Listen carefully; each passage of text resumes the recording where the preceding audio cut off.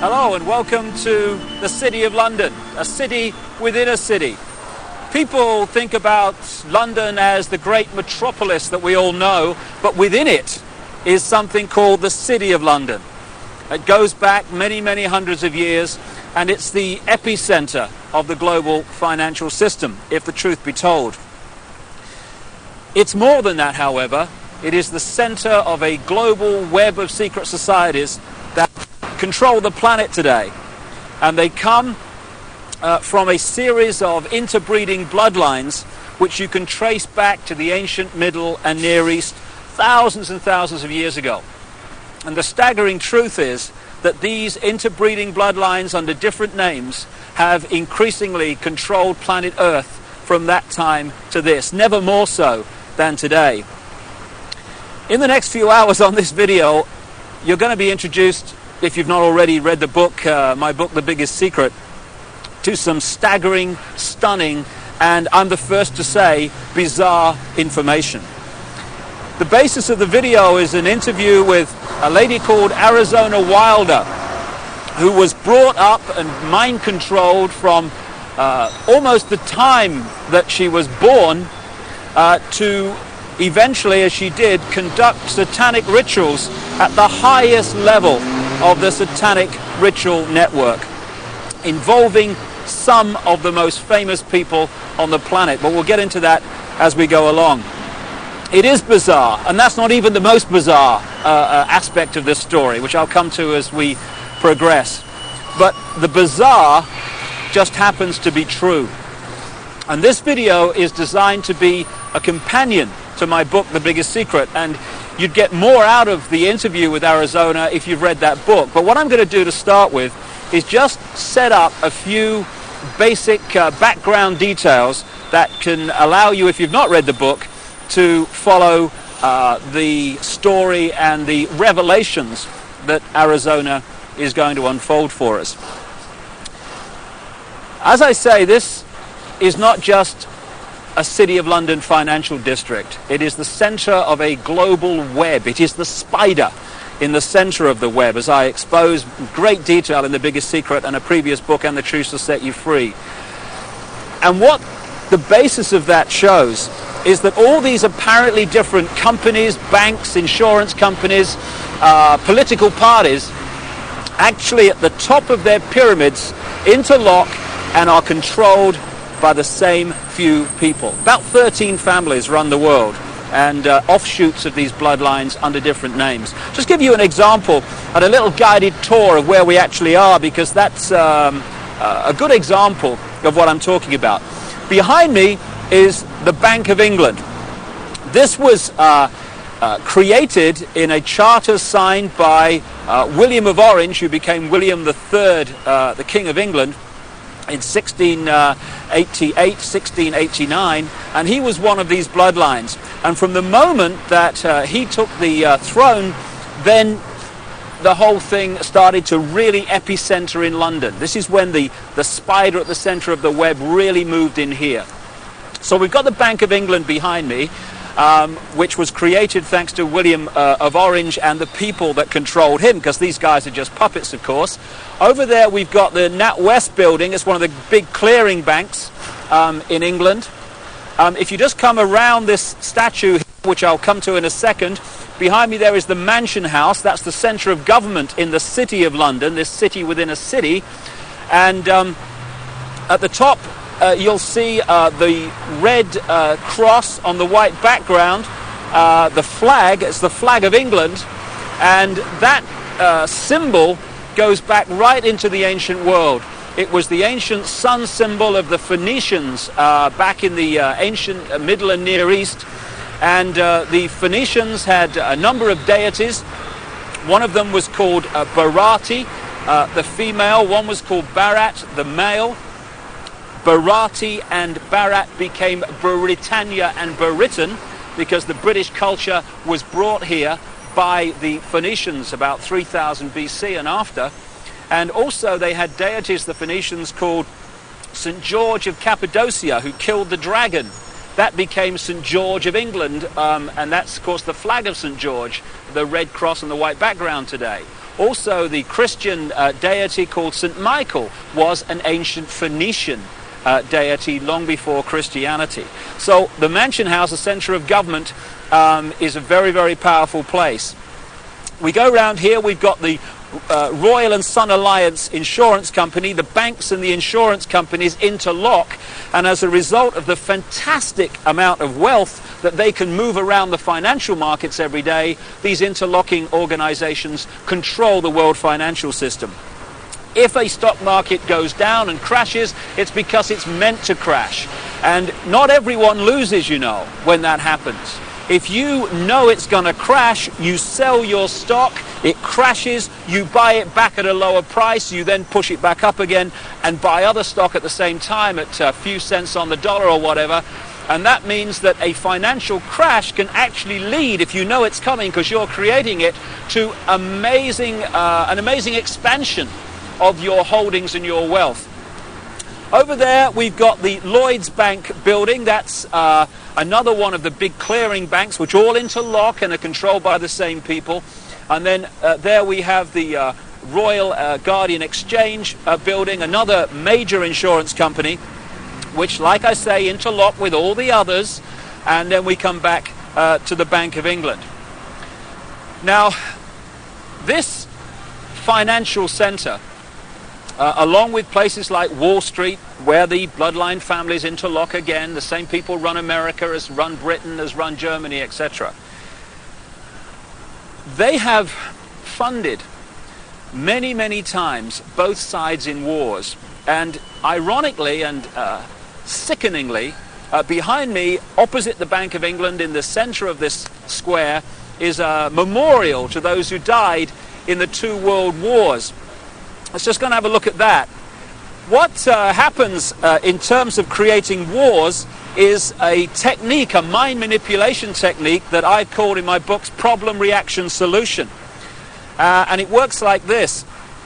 If you want to introduce something, say centralization of power through the United Nations, centralization of power militarily with NATO, the North Atlantic Treaty Organization, the biggest military organization in the world that's expanding all the time. If you want to centralize power into fewer and fewer hands, if you did that openly and said this is what we want to do, there'd be a reaction against that. People would say, hey, this is a fascist state you want to create. We're not having this. But through this technique of problem, reaction, solution, you can actually manipulate people to demand you do what you want to do anyway. So it works like this. First of all, you create the problem, but you get someone else to be blamed for it. You then report that problem through the media in the way you want it reported, because the media is owned by the same people that own the banks and etc. You get the public to react to your problem by saying something must be done, this can't go on, what are they going to do about it? And at that point, they, who have covertly created the problem and blame someone else, who've gleaned that reaction of do something, then offer the solution to the problems they have created. So if you take the world wars, after the First World War, in which the financial centers of London and Wall Street, etc., funded all sides, power on this planet was in fewer hands than ever before. After the Second World War, it was even fewer hands on the wheels of power. And as a result of the Second World War, we had the creation of the United Nations, we had the creation of NATO, and we had this great centralization of global power. Problem, reaction, solution. This is a wonderful example. Here you've got this memorial in the center of this edifice of global power, and it says, to the immortal honor of the officers, non-commissioned officers and men of London who served their king and empire in the Great War 1914 to 1919, this memorial is dedicated in proud and grateful recognition by the City and County of London. I'm sure it is, because as a result of the sacrifice they made, power in the world came into fewer and fewer hands, not least into this area I'm talking in now, and also made a fortune, because not only does it create problem, reaction, solution, when you lend money to both sides, they then have to pay you back that money plus interest. When both sides have devastated each other's countries, they borrow more money from you so that they can rebuild their shattered countries. Therefore, power equals control of money in the world as it is today, and the control of money comes through debt, and wars create massive amounts of debt, therefore massive amounts of control. It says here, their name liveth forevermore. Total bullshit. People who are manipulated to fight wars are merely pawns in a game they don't understand. At the bottom here, it talks about the memory of those who died in the Second World War, 1939 to 1945. How ironic and how sick that that war was manipulated and funded to a large extent from this building here, the Bank of England. The governor of the Bank of England at that time was a guy called Montague Norman, a very, very close friend of Hitler's banker, and it was the Bank of England, Wall Street, and the transnational corporations which had German subsidiaries, not least the Rockefeller Standard Oil in America. Rockefeller's another one of these bloodline families, along with the Rothschilds and others. It was those companies and banks that funded Hitler and allowed him to build a war machine that cost literally millions of lives. And before we move on and expand this story, on the other side of this square is another very appropriate statue. It's of the Duke of Wellington. The Duke of Wellington fought the Battle of Waterloo against Napoleon. And this is a wonderful example again of the way the financial markets are manipulated to this day. What happened was that the House of Rothschild was funding Wellington and also funding Napoleon. And what they did was they arranged, because communications weren't anything like they are today, of course, back then. What they did, they made sure that they knew the outcome of the war, or the Battle of Waterloo, before anyone else in this area of London did. So they found that Wellington, the Duke here, another bloody puppet, they haven't got the strings on the statue unfortunately, so it's not accurate, they realized that Wellington had won the Battle of Waterloo. What they did, however, was put the rumor out in this area that Napoleon had won the Battle of Waterloo. As a result, there was a panic, stocks fell, there was a crash. What were the Rothschilds doing quietly, secretly? They were buying up all the stock they could at those crashed prices. And then along came the real story. Wellington had won the Battle of Waterloo. As a result, the panic was over, all those stocks rose in price, and the Rothschilds were not only fantastically richer, they owned vast amounts more of the economy of this country and in a much wider area of Europe. So the manipulation of the financial markets, that's just an example from the last century, is very much going on to this day. And it's manipulating your life, what your money will buy, and indeed if you have any money at all. And I'll just finish at this location by focusing yet again on the Mansion House. Arizona Wilder, the subject of this video, conducted satanic ritual at the highest level, and we'll come to that in detail. You'll see that in the interview. But it's very much part of these bloodlines that have increasingly controlled the planet over the last few thousand years. When you follow them through from the ancient Near and Middle East up into Europe, where they became the European aristocracy and the royal families of Europe, or royal family if the truth be told, because they're just the same bloodlines under different names, over to America and into the modern world, one thing follows again and again: human sacrifice, satanic ritual, blood drinking, and all this stuff. And I've talked to a number of people who have seen these rituals in the City of London, who have been subjected to some of them. And the Mansion House, the centre of government in the City of London, is one of the key places where it goes on around here when work here is finished for the day. And satanic ritual is very much part of the next topic I want to raise and talk about at another location, and that's mind control. A few can only control billions and the direction of their lives if they manipulate the way we think and manipulate the way we feel. Only by doing that can they control us, because there's not enough to do it physically. And so mind control is the foundation of how it's done, and we'll talk about that at the center of global mind control, at the center of the network that generates it, and that's the Tavistock Institute, not far from here, yet again in London. Well, we're now just a short drive from the City of London, next to this very appropriate poster, Very Bad Things, and I'm on my way to the Tavistock Institute. It is the center of global mind control and the network that does the research and creates the data and advances the techniques to mind control people in many ways. When you think about mind control, you might think of the Manchurian candidate and some robot with a gun. Kill, kill, kill, kill. But mind control is much bigger than that. If you take the definition of mind control to be manipulating the way people think and therefore behave, then the question is not how many people are mind controlled in the world, it's how few are not. Because every time you read a news story which is slanted to get you to see the world, a person or an event in a certain way, and you accept that slant and take it as truth, you're being mind controlled.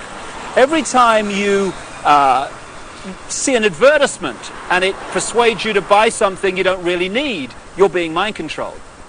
So all these different techniques are used all the time to get us to think and behave the way this few, this clique, this elite want us to. Problem, reaction, solution, getting us to react to events and demanding solutions, the solutions the elite want us to demand, that's also mind control. So mind control is a vast, vast subject. And you know, in the streets of the cities of the world, or the towns of the world, you get these people with the clipboards that are asking you questions called opinion polls. Well, we're led to believe that these opinion polls are to get a feel for what people want so that we can give the people what they want. No. Overwhelmingly, those opinion polls are designed to find out if the programming, the manipulation of the public opinion, of the collective consciousness, is actually working. So they'll ask your opinion on various subjects, and if 80% say, yeah, we think in this certain way about this subject, okay, the programs work, brilliant. If only 40% think that way, then the question is, the manipulators ask, what more do we have to do to get more people to think the way we want them to think? So it's all about mind control and emotional manipulation. That's how it works. And we've just reached a point here, a military establishment. The Honourable Artillery Company headquarters, SAR. What is the military? What is the training for the military except fundamental mind control? What happens when you go through the training, especially in the elite organizations like the SAS and the Parachute Regiment in this country, or the Delta Forces in the United States? It is to get human beings to give their thinking processes away to those in the peak caps that have more stars or more stripes on their arm. And you want people in the military to so give their mind away that when someone in a peak cap says, shoot this group of people, then without saying, well, why, or what have they done to me, or whatever, it's all over. Yes, sir, yes, sir. The yes, sir mentality, mind control. And if those people had a drink with the opposition, the opponents, the enemy, they'd probably get on fine. But they don't get to that stage, because when the peak cap says shoot, they shoot. They are mind controlled. And this is what the military is about. So you have mass mind control, you have individual mind control, and I'm just going to now walk just around the corner from here and take you to the headquarters of global mind manipulation. Mind control has been known about for a very, very long time. And to understand many of the things that Arizona will be talking about in the interview, you just need to explain one of the fundamental techniques of mind control. It's called trauma-based mind control. there is a mechanism in the mind that shuts out the memory of trauma. You know when you have a car accident and you can't remember what happened before, the trauma of the actual accident, and immediately afterwards? That's because the mind puts an amnesic barrier around trauma. Now that's very, very good, because obviously we don't want to keep reliving and re-remembering severe trauma like accidents and horrors of that kind. But this they began to understand massively in the concentration camps of Germany under the guy known as Joseph Mengele, the angel of death, the infamous mind manipulator and geneticist. They began to understand that if you could systematically traumatize someone, particularly before the age of 5 and 6, then you could turn their mind into a honeycomb of self-contained compartments, amnesic barriers, which were unaware of the existence of the others. And if through hypnotic keys, triggers, words, signs, whatever, you could pull one of these amnesic barriers to the front to become the conscious level, that could experience something or be programmed to do something robotically, and then that compartment could be pushed back in the mind and another one pulled forward. Now this new one has no idea the other compartment exists, let alone what it's experienced or what it's been programmed to do. This has become known as multiple personality disorder, or DID, dissociative identity disorder, which is much more appropriate. And for short, these people are known as multiples. And this is some of the terms that Arizona will be using in the interview. Now, we've reached a point here, if we just turn around, of the headquarters of the Global Mind Control Network. This is the Tavistock Institute in Tabernacle Street, 30 Tabernacle Street in London.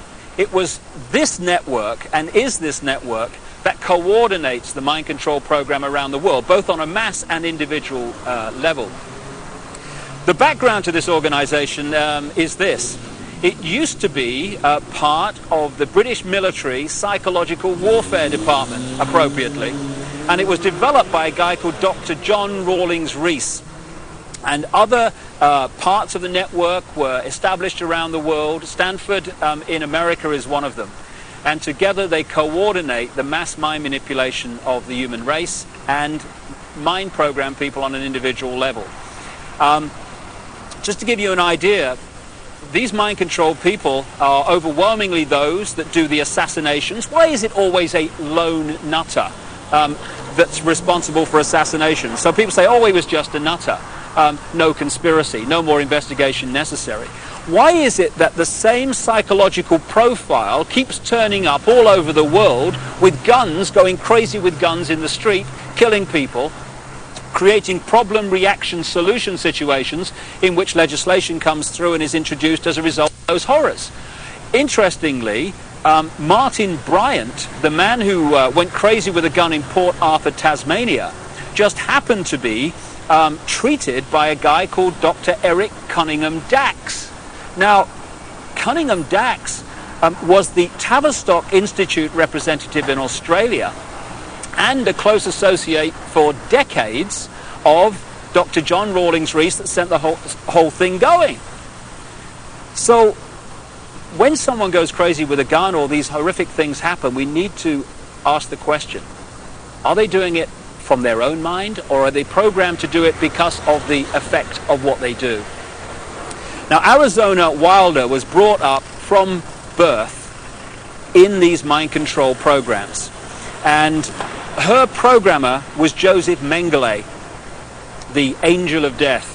And when he eventually died in the late 80s, because the subject of the programming becomes so attached to the programmer, almost worshipping the programmer, when the programmer dies, often the programming starts to break down. It did with this lady, and that's why now she's speaking out and talking in staggering detail about what she experienced and the people that she was involved with.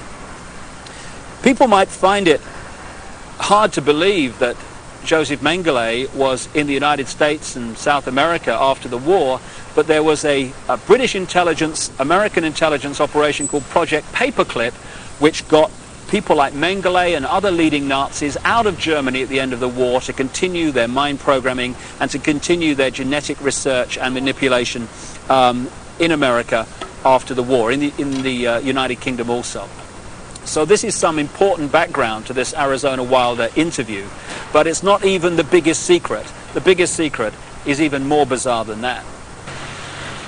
Well, I've now come literally a few strides outside of the official boundaries of the City of London into an area known as Temple Bar, where the Royal Courts of Justice are established, and this is the centre of the British legal profession. Not just the British legal profession, but the legal profession of the world, as the biggest secret exposes. This is where they come to the bar, as it's said, to become barristers, the top of the legal profession, and eventually to become the judges that are part of the network and the secret society network overwhelmingly, who are told what to do. And when you've got judges being told what to do by the secret society network, what justice is there?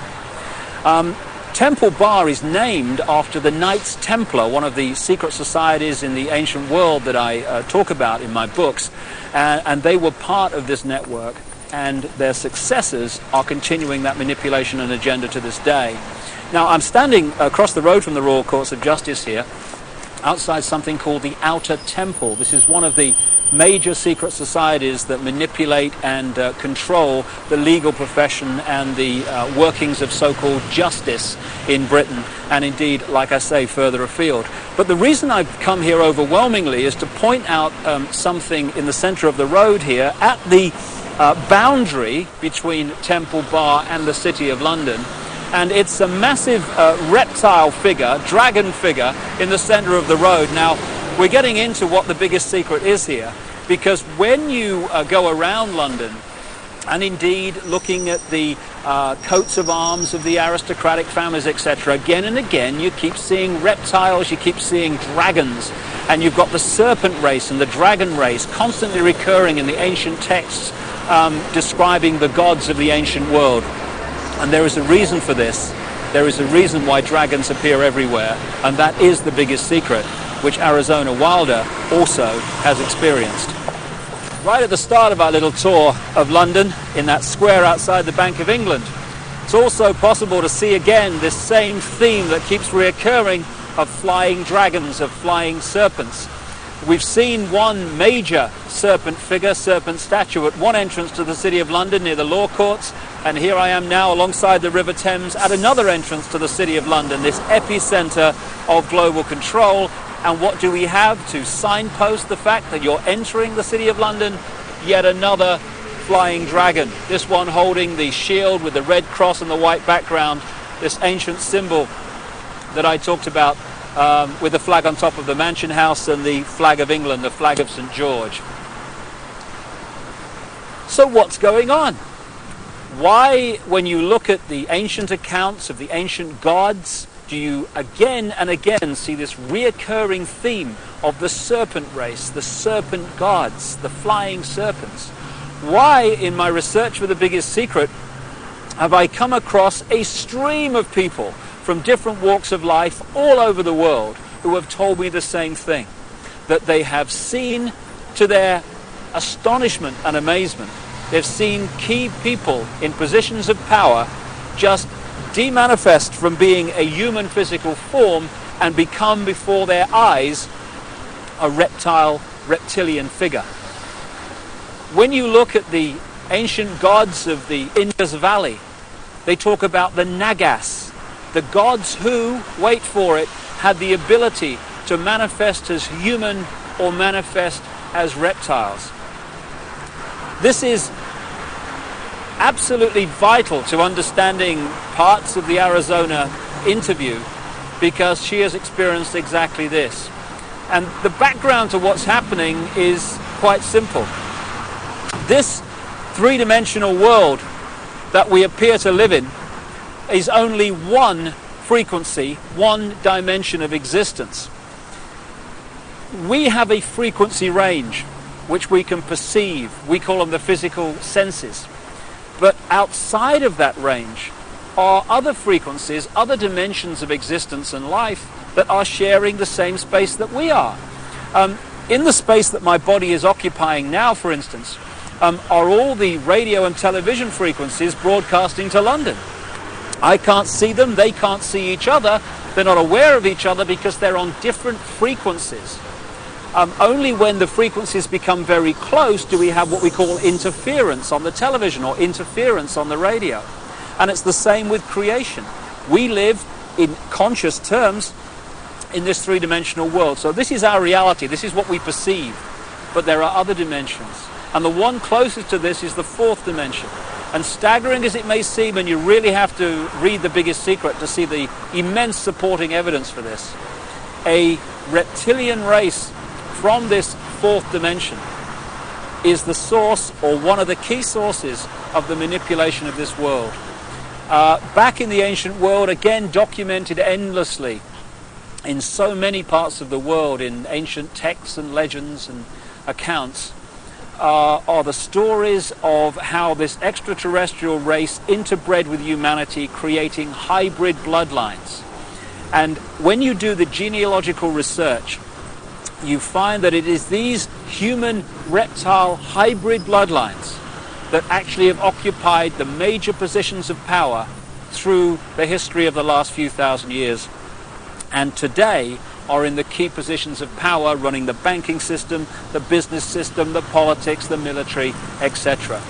And Arizona Wilder, who had no idea of all this other information coming towards me in researching The Biggest Secret, when I met her, she said and told me about how at various satanic rituals involving the most famous people in the world, she had seen them again and again turn into reptile figures and then come back again during the ritual. I got a call from the head of an organization in America called Parents Against Ritual Abuse, who told me again from her experience how many of her clients who had been subjected to satanic ritual had reported the same story of how the participants had shape-shifted, as the term goes, from human to reptiles and back again during the ritual. And one of the key areas, one of the key families identified by Arizona Wilder in her accounts is one not too far from here, and it's very famous indeed. And that family and that bloodline live here, or at least partly live here. Buckingham Palace, one of the many palaces and homes of the British royal family, the House of Windsor. They're seen as bastions of the establishment, the British establishment, but in fact the Windsor bloodline is not British at all, it's German. It's really the House of Saxe-Coburg-Gotha. And on Prince Philip's side, the husband of the Queen of England, he's a Mountbatten, which is really Battenberg. Again, another German line. In 1917, they changed the name from Battenberg to Mountbatten, from the House of Saxe-Coburg to Windsor, because at that time, you may recall, the German nation and the British nation were knocking hell out of each other in the trenches of northern France. And it was good PR from the British royal family's point of view to just change their name to sound more English. And this is just the farce and the facade behind so much, or behind which so much goes on. However, most people, if not almost everyone on the planet, would find the fact that the House of Windsor are one of these reptilian-human hybrid lines that shape-shift between human and reptilian form to be utterly, devastatingly ludicrous and unbelievable. I understand that. But the truth, the real truth, often is. And Arizona Wilder, in the interview that's coming up now, is going to talk about her experiences of seeing this happen. Well, I think that's all you need to know and appreciate to understand the kind of information that Arizona Wilder is going to reveal to us now, except one thing. Across the millennium years is crunch time in this whole agenda, crunch time for the human race. This is the time when this network of interbreeding bloodlines wants to bring in its global fascist structure of a world government to which nation states would be administrative units, of a world central bank and a world currency, a currency that wouldn't be cash, it would be merely electronic, for which there are fundamental implications for human freedom. and also the world army, which is designed to be NATO, expanding and expanding as it is now, of course, to become the fully fledged world army, world police force. And underpinning that little lot is designed to be a microchip population, in which we are microchipped with our financial details, our medical details, etc., etc. And that would allow not only electronic tagging, people knowing where we are all the time, it would allow the external manipulation through this electronic means of our mental and emotional processes. This will happen unless the human race wakes up and wakes up fast. And to do that, we need to understand what's really going on. And to let people know that, we've got to stop beating about the bush, stop pulling punches, stop pussyfooting around, keeping information from people, oh my goodness, how will they react, and just say, this is going on, take it or leave it, make of it what you will, but this is what's going on. And some of the information you're going to hear now is quite horrific, but if we don't know about it, what can we do to stop it and to change it? I spoke to Arizona Wilder in Los Angeles, and this is what she had to say. Well, Arizona, can we start at the beginning, and can you tell us the story of what's happened in your life from the very start? Okay, what I can tell you is that before I started looking into my life, back in 1989, I was starting to have flashes of things, and my life was not what it seemed to be, which is why I started looking into it. And what I found out was that I had a lot of missing time, and a whole lot of missing time, as to what had occurred in my life. And when I started looking into what had happened in my life, it was the only way that at the time that I knew, was to start going to see a therapist. Within a year, I was talking about memories of being sexually abused by my father, which was part of what was supposed to happen. And I was starting to talk about mind control issues, and I was talking about ritual abuse issues at the time, and I didn't have the whole thing put together. It's taken me years, all these years, it's taken approximately almost 10 years to put this together, what has happened to me. And in the process, I have lost everything that I ever had in my life, and anything I held dear in my life. I was bred for this role that I fulfill, and it was planned from before my birth, and it was because of the bloodline of my mother's family, which comes down through Ireland, but before that it began in France. It was through the Marquis de Stac, which he came to Ireland and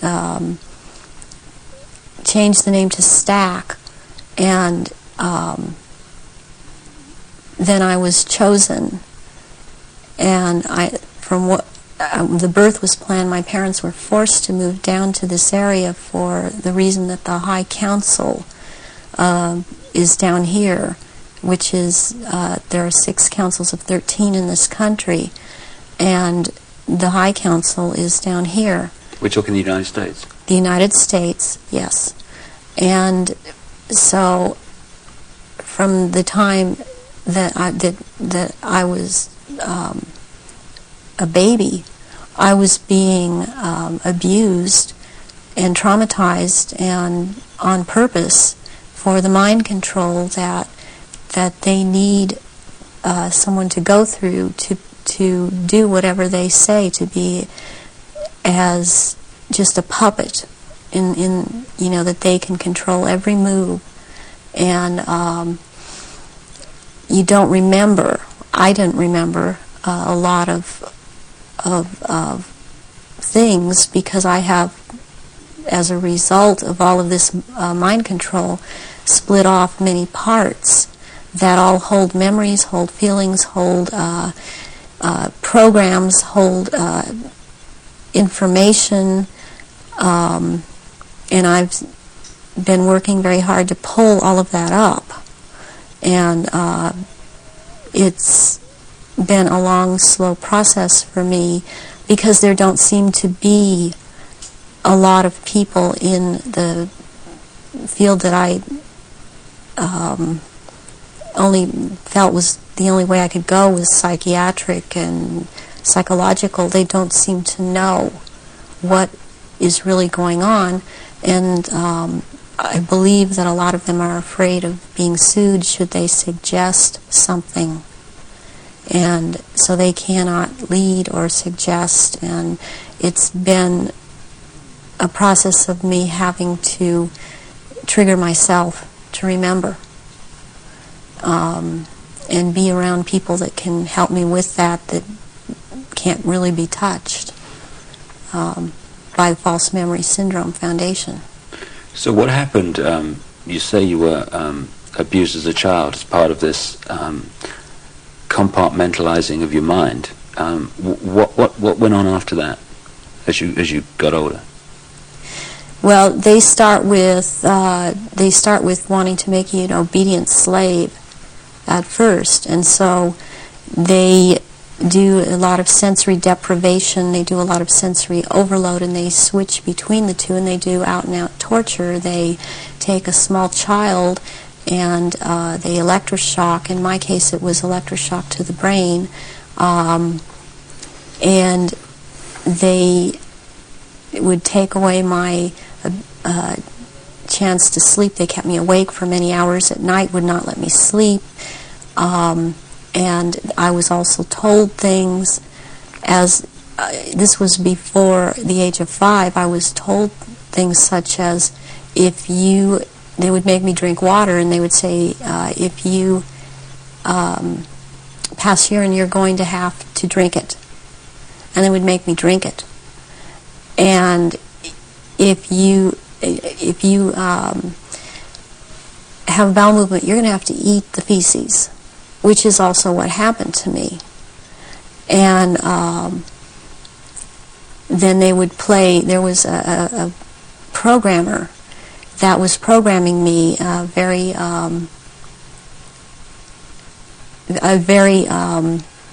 infamous person in history, who actually has been in this country, and he was known as Dr. Green.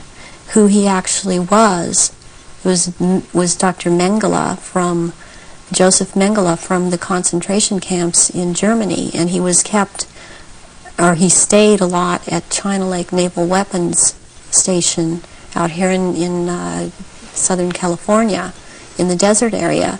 And I would be around this man a lot, and he used to tell me that the scar that he had on the left cheek of his face was actually from, he was into fencing, and that it was from that, but actually the scar on his cheek was from one of his own programming techniques, that he would put a child in a box and with a sword and tell the child to defend the box, even if it meant his own death. Then he'd tell another child to break into the box, and which this child would do, and then the other child would then jump out of the box and shove the sword or the lance straight through the other child. And at one point he got into it where this child actually got him in the face with the sword. And he would wear a huge emerald ring on his left hand, on this middle finger, and he would twist this emerald around, and for programming, and he was into using long colored ribbons of different colors, and you had to choose a certain ribbon, or you were given a certain ribbon, and that meant that this certain thing was going to happen to you. And it was like picking sticks out, or drawing sticks out of a hand, out of someone's hand. I saw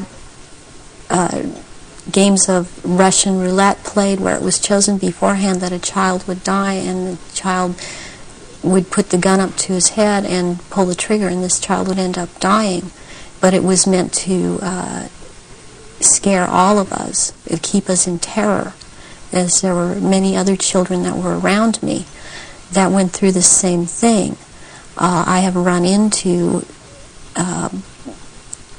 people from my childhood that have known me, and I've recognized their names, and even if they change their names and change their hair color, as I have done, they have recognized me, or I have recognized them, and I know their name. They know my name.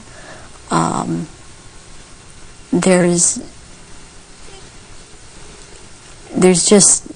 isn't any way for this to have happened. It's just beyond coincidence.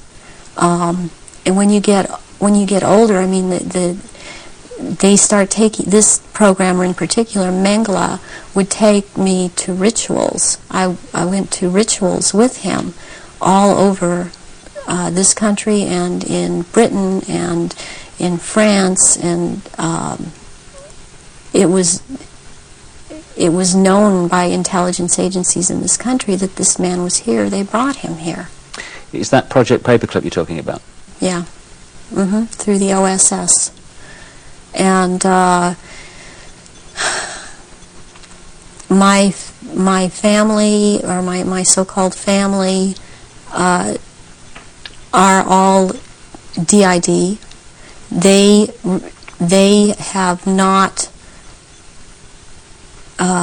They are very well programmed, and they have not sought help. They have not gone in and tried to figure out what's happened. They believe they've had this certain kind of life that they've had, and as far as they are concerned, I am crazy. And they have much different memories of what I have, and I was always told certain things by my parents that my sisters were never told. And biologically, I have to add at this point that my mother is my mother. I am not biologically related to my father. And this has to do with the bloodlines, and his was considered impure. And this is all about purity of the bloodline. And that is why I am involved in this. There are people that are involved in this that it is not so much because of bloodline, but they have the ability to dissociate and be used as slaves by these people. You say that you come from a certain bloodline, and there is this obsession with bloodlines that this Brotherhood Illuminati have. Why is that? Because what first started coming out was about the Aryans, and the purity of the blood. And what it's all about is that the blood, and the menstrual blood, contains something that is important for the propagation of this race that is controlling things on this planet. And these people that are in the organization that the Council of 13 is under, and they have something called the Grand Druid Council, or the Octagon, they're called the Illuminati. And the Illuminati are actually run by these 13 bloodlines, which are all of the royal families in Europe and in England. And they need the blood because they are, in fact, not human. They take human shape. They are reptilians. And they need the blood. The blood helps them maintain their reptilian shape, and it helps them maintain their sanity, and it helps them to live in this world, because they are not from this world. Does that relate to what the Nazis call vril power and what the Hindus call the serpent power in the blood? Yes, the blood has something. It has something in it. It has secretions from the pituitary gland and from the pineal gland, and it has a very strong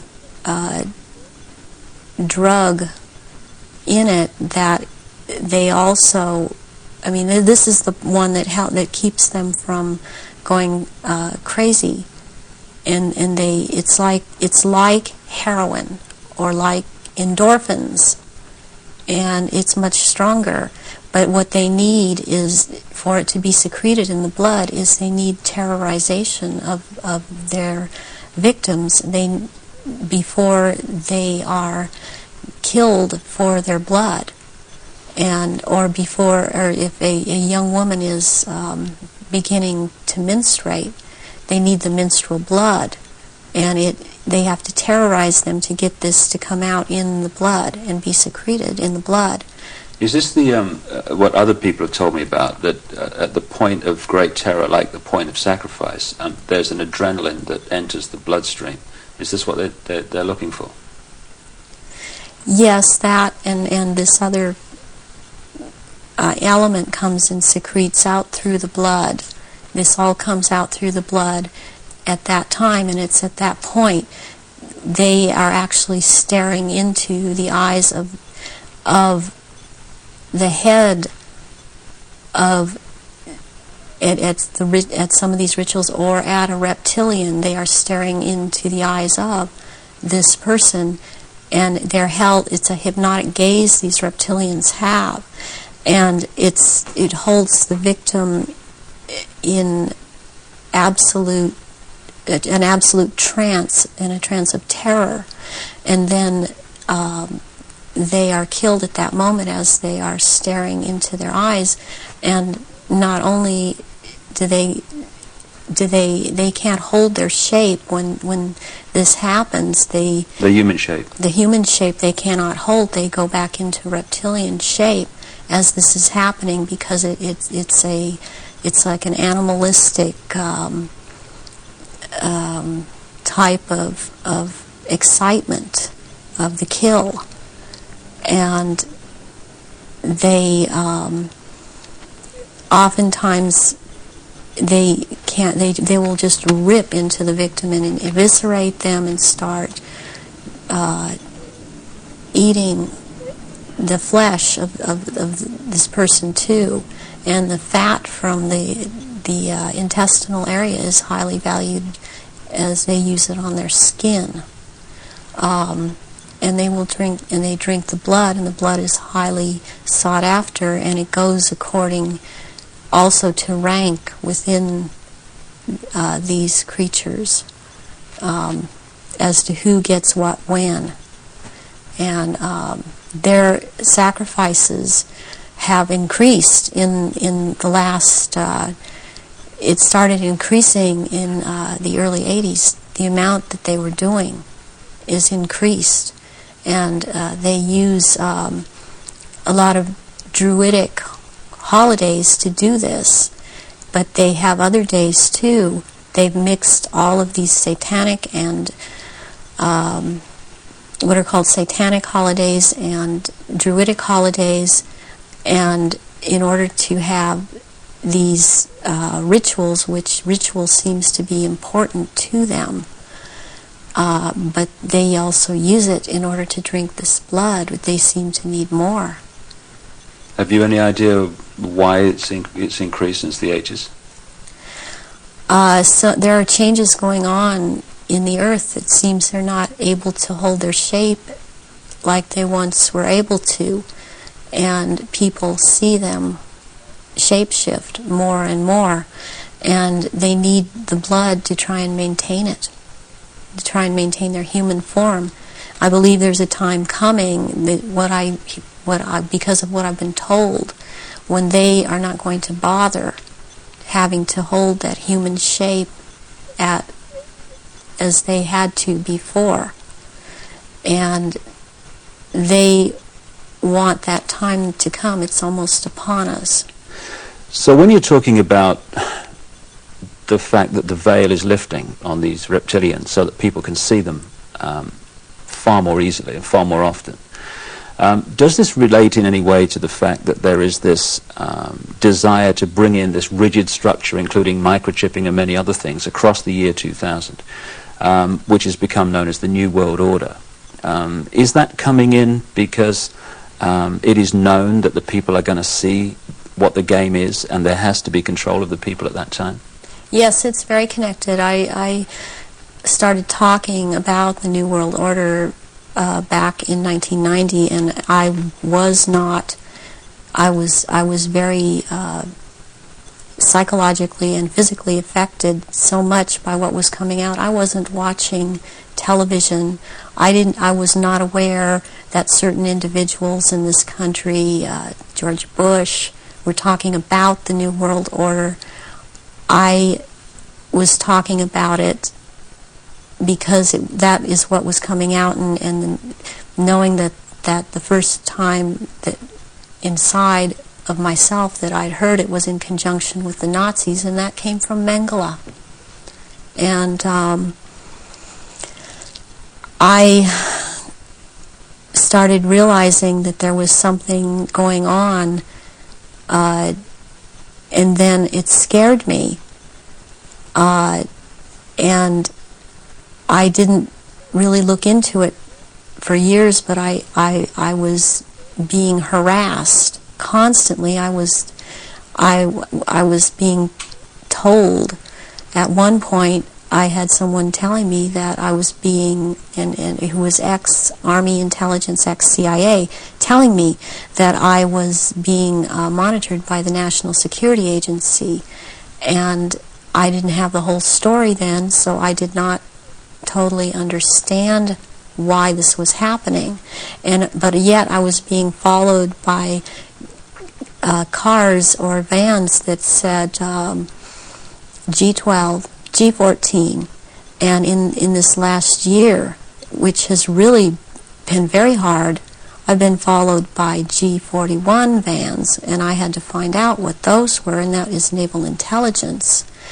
But this whole thing is going towards around the year 2000, and when they are going to establish themselves openly as a New World Order, and it's headed toward that, and that's what everything is being prepared to, or prepared for. And I have actually I've got a sleeping program right now to return, because I've left, but to return for that time, and it's called End Times Programming, or Janus Programming. And Janus relates back to Nimrod of Babylon. Yeah, there is a group that used to be in contact with me all the time, and they stopped trying simply because I didn't obey them. They would be in contact with me all the time. They're called Janus, which is also the two-headed Roman god of change. And their headquarters is in Brussels, Belgium, in the NATO building. And they are a group of psychiatrists and doctors who are into mind control. And they are one of the many groups involved with the Illuminati. And they would contact me and tell me, give me directions that I was to psychically kill this person, or psychically injure this person, or scare this person. They'd give me the location. And I started questioning this, and I had a contact who since has seemed to have disappeared because she couldn't get the funding, and I had called her about this group, and she's the one that was the ex-CIA, ex-Army intelligence person, and she knew about these people, and she said, yes, you're right, this is what is going on. From your experience, being brought up in this Illuminati environment, were you ever told anything about where these reptilians came from, and what is the history of it all?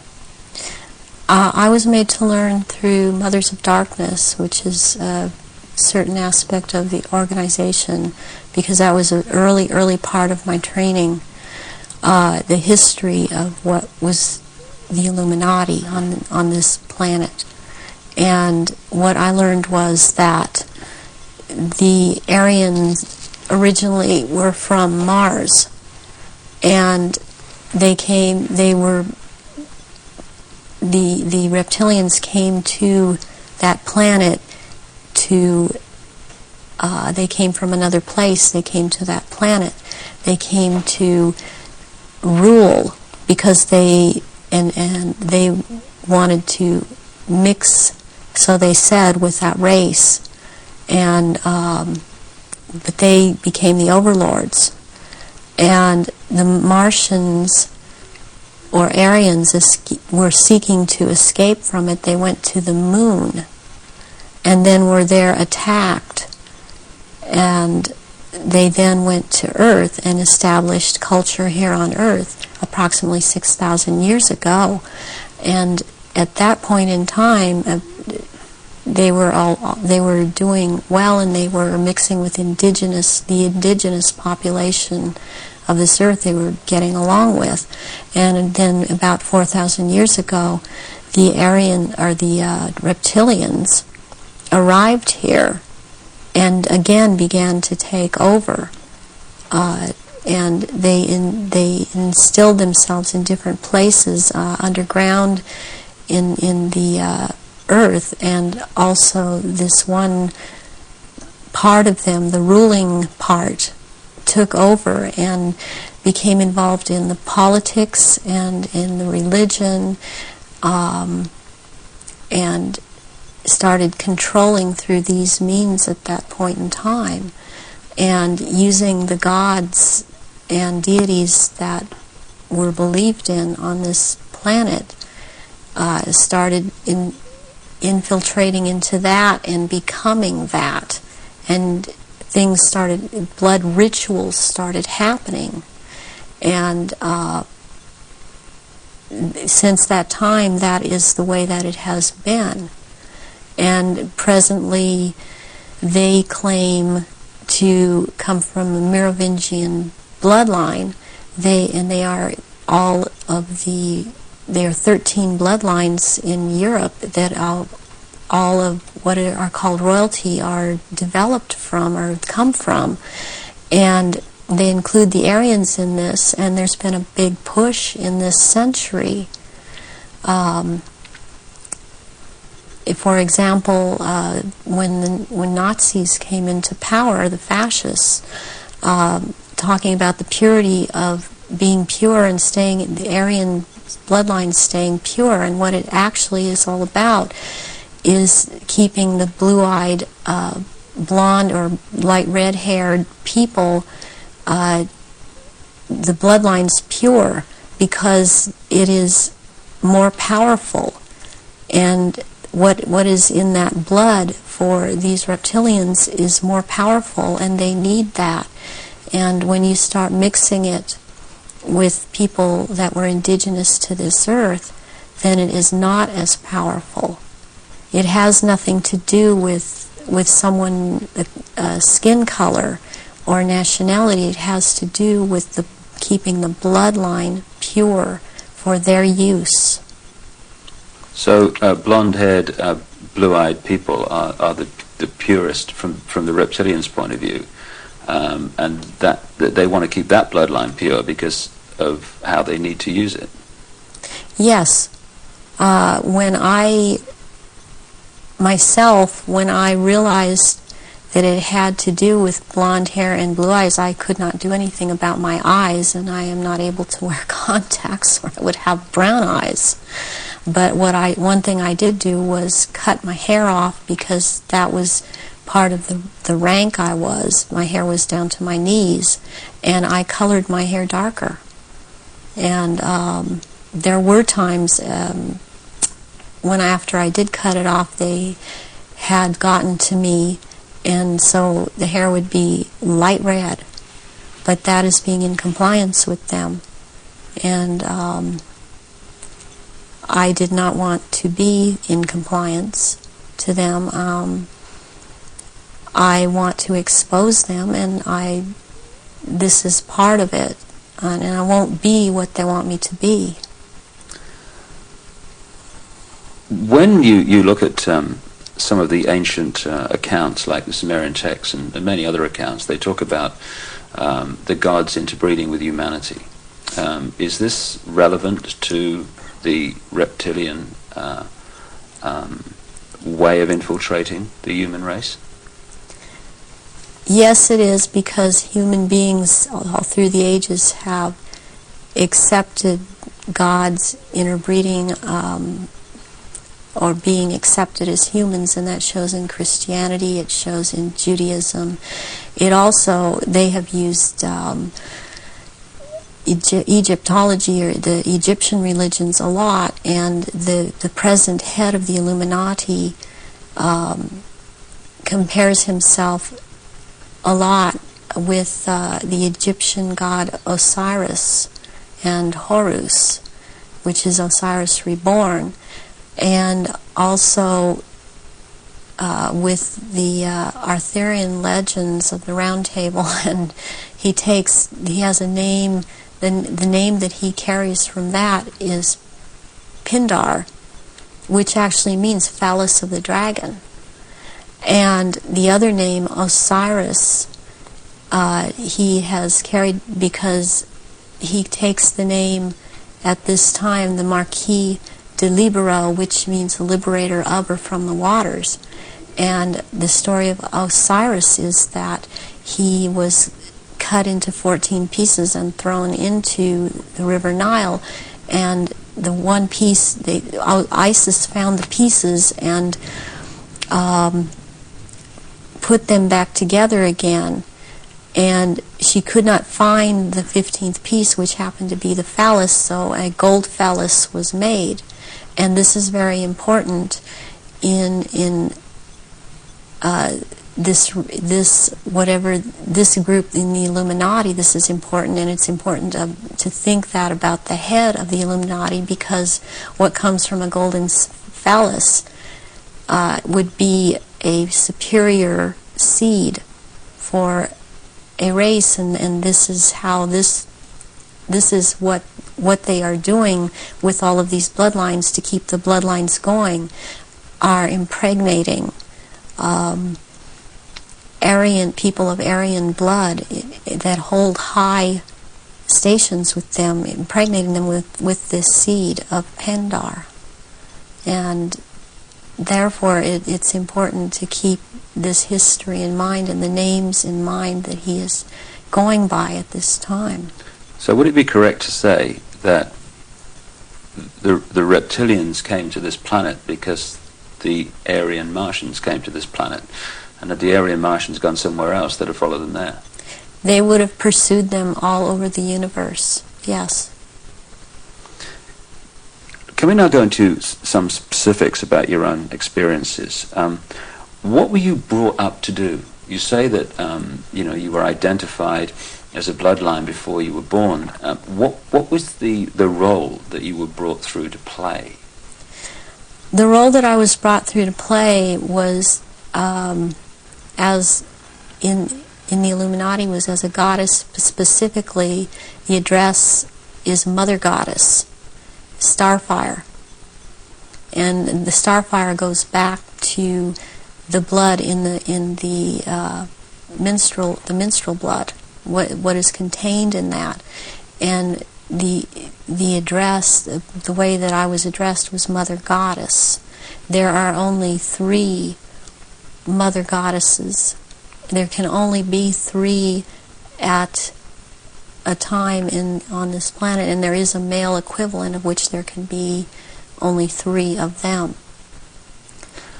Why mind control someone to conduct these rituals, like yourself? Why don't these reptilians just conduct their own rituals? They don't seem to have the psychic abilities, And they look for people that have that, and people in the bloodline that have that. And I have had that. I've had a tremendous amount of psychic ability. And so I was picked and bred from before birth, and this is also something that other survivors that have been in high positions have known about me and told me. What's the connection then between you having psychic abilities, those being recognized from the start, and you being brought through to conduct their major rituals? Well, it's kind of twofold. First of all, they needed the psychic abilities because they control or attempt to control events, because I would have the ability to foretell what was going to happen, and they needed the information to just try to control it to an outcome that was good for them. The second thing is that during the rituals, you had to have psychic ability. You have to be very powerful in that way to call out the old ones that are also reptilian, that come from another dimension. They actually they materialize from out of another dimension and are present at rituals, and they are so powerful, and their presence is there's such an evilness about them, and they want out of this other dimension, and they can't. They have to be called out by someone who has that power, and the reptilians don't have this power. That's very important, that they don't have this power to call out these old ones that have to do with them. And what is it that humans have that the reptilians don't have, that means they don't have the power to connect interdimensionally, and some humans do? We have the ability to foresee, to be able to become vibrationally higher, and see into those levels, go into those levels, and in fact, agencies use this. They call it remote viewing. Humans have the ability to go into the past, to go into the future, to go to other places, to astrally leave their body, astrally, and to see things that we've always had this ability, and it's like having the third eye, which they don't have. They don't have this ability. So during a ritual, these old ones are called out, and they are what Christianity would have called the demons. They are called out, and there is a circle that it has a hexagon in there, which is a powerful occultic symbol, and then there is a pentagram, and then there in the middle of that there is a triangle, and if you're the one calling them out, then you stand in the triangle so that you're not devoured or taken by these creatures that come out. That creates an energy field around you which they can't penetrate. They can't penetrate it, and they cannot get outside the pentagram. And they want out. They're always demanding to be let out. And so you have to be very powerful to keep them in line and to make them go back when it is time for them to go back. Why do the reptilians want to manifest these quote demons at the rituals? It brings power to the rituals. It brings power to them. They are told things by these entities, and they are encouraged to go on with what they're doing, and knowledge is imparted to them through these entities. But it takes a person with the ability to bring them out and make them answer, because they don't want to cooperate. They have to cooperate when the right person has control over them. And that's to do with that person's energy and ability to use Right. energy. Yes. You talked about the Aryan race coming from Mars. One expression of it seems to be very clearly what we call the Phoenicians. The Phoenicians had two deities, St. George, which became a British deity, who defeated the dragon, which seems incredibly symbolic, and also St. Michael, who, according to the legend, banished Satan, or this negative force, into the abyss. Is this symbolism of the abyss anything to do with the fact that these reptilian demons of another dimension are somehow locked in a time-space prison, and they can't get out, and they can only get out when they're brought out in that way? Yes, they want out of that dimension. They have been thrown into that dimension, and they can't leave that dimension. And that's actually what the abyss is about, is being in a different dimension. It's like something to do with the fourth dimension. And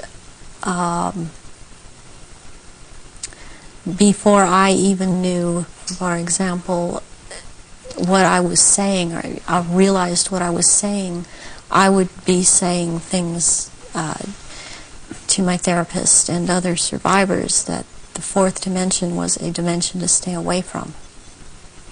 Not at that time understanding the whole thing. Why do these rituals take place at certain key times of the year, and so often are related to the phases of the moon? Because the moon has an influence on this planet, and also the sun. These also take place during different things that go on with the sun, but the moon it's kind of a really very cyclical thing with the moon. And it takes place on full moons, new moons. It has to do with the current religion, or what they're using, the Druid religion that they've taken and used. They still hold on to the Egyptology type of religion. They hold on to the Druidism, though, and they're currently calling themselves Druidic or Druid. And Druidism is tied in with the cycles of the moon, on which it has to do with planting, sowing, and harvesting. And there are so many days that they can use from this to their own purpose and their own end, that they bring it about. There's a lot of ritualization with Druidism, and they love ritualization. So take us through one of these rituals that you conducted at the highest level of this global brotherhood. What would happen? There were people that were bred from birth. They were bred to be ritual sacrifices. I have a problem with what they is said a lot today, especially by the False Memory Syndrome Foundation, that how could all of these people disappear, or how could all these babies be born? I worked with a nurse midwife. We did home births, and it's very easy not to register a child when it's born. And then they have these children that they're kidnapping and bringing in from other countries, and no one misses them because these are third world countries. And children they have the most energy, the purest energy, they're the highest form of sacrifice. And they will terrorize these children and mind control these children. And in rituals, by the time they're brought into rituals, they may be drugged, or they may not be drugged, or they may be in an altered state because of the mind control. and they are used as actual blood sacrifices during these rituals because of, again, reptilians needing their blood. And they will take various organs from the sacrifices depending on what date the ritual may, what the ritual may be associated with on that date.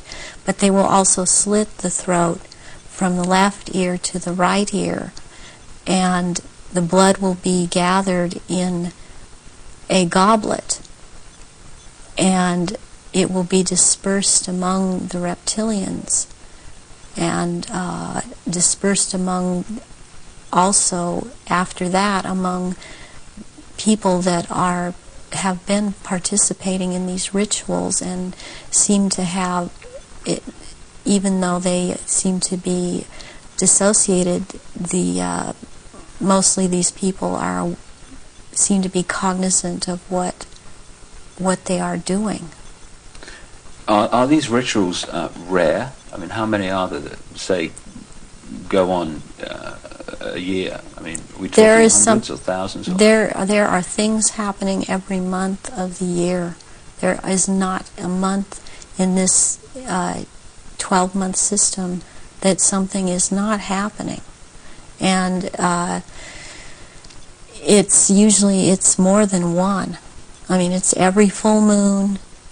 It's, and the very important rituals are the summer solstice and the winter solstice, and then there is the vernal equinox and the fall equinox. And there is Samhain, and there is Beltane, there is Imbolc in February, there is Lughnasadh, which is in the beginning of August. There's a whole week leading up to Beltane, and also leading up to Samhain, that's called Grand Climax. So May the 1st is Beltane. May the 1st is Beltane. Halloween, particularly in America, has become like a mini Christmas, almost like a holiday of celebration with a trick and treat and all this other stuff. But what actually happens outside the public arena that night of Halloween and into November the 1st? Away from the public arena, there's a ritual that's taking place in 6 different locations in this country for all of the councils of 13 in the area that I'm in. It is the East Side Christian Church on 7th and Temple Street in Long Beach.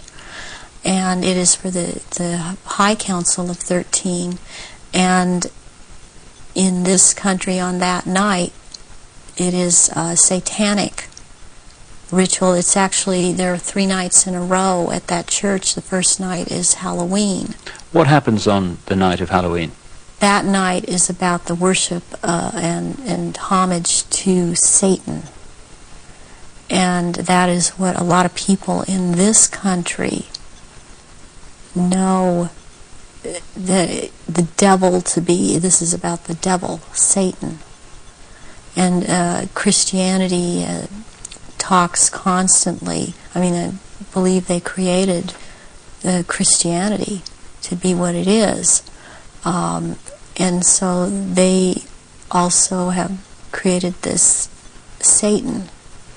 And so they control in that way. And on that night there's a lot of bloodshed, and there are sacrifices made to Satan. There is a person who plays the part of this in this High Council that has to do with this High Council. He's not on the High Council, but he has to do with playing the part of Satan. He is a televangelist on TBN. He used to be, he filled in for a little while as a lead singer on Iron Butterfly many years ago, and he has long blonde hair. What's his name? At this point, I don't recall his name. It just, I recognize his face. I saw it recently on TBN, and then this is his cover, or he is DID, and he plays this part, the great deceiver Satan, on that night, on Halloween, at this church. And that is what happens on Halloween. And I mean, what else I must say, what is going on with Halloween in this country? It's just becoming so popular. It is also to desensitize people to the whole thing, and even this backlash Christian movement that wants to call it the Harvest Festival. It does not realize that the Harvest Festival has to do with Druidic religion. And again, they are still doing the same thing and celebrating the Harvest Festival. That's what the Harvest Festival is about. Are many of the so-called Christian rituals, because that's what they are, or festivals or ceremonies, are they actually, to most Christians, unknowing representations of these satanic rituals? Yes, they are. One, for example, Christmas has to do with it's a time, it comes right after the winter solstice, which is a satanic or a Druidic celebration. It has to do, there's a day in there called that day which is not a day. It has to do with the killing of the old king and the birth of the new king, which is a Druidic day. On the 24th or the 25th at midnight, there is a ceremony that's specifically for children, and it's called the last bulb on the tree. Where does that come from? That is something that's used with children. It's part of programming them into the whole thing. And there were things that would happen to the child that hung the last bulb on the tree on Christmas Eve, as it was a common practice to decorate the tree on Christmas Eve, and the tree in itself is a phallic symbol, and it's paganistic. Christmas is based on a pagan day, and back to Roman times, and Christians have given it, they think they have given it Christian meaning, and it means something else, and it does not. But there is the case with the last bulb on the tree that has something to do with what happened to this little girl, John Benet. John Benet Ramsey. Yes, John Benet Ramsey.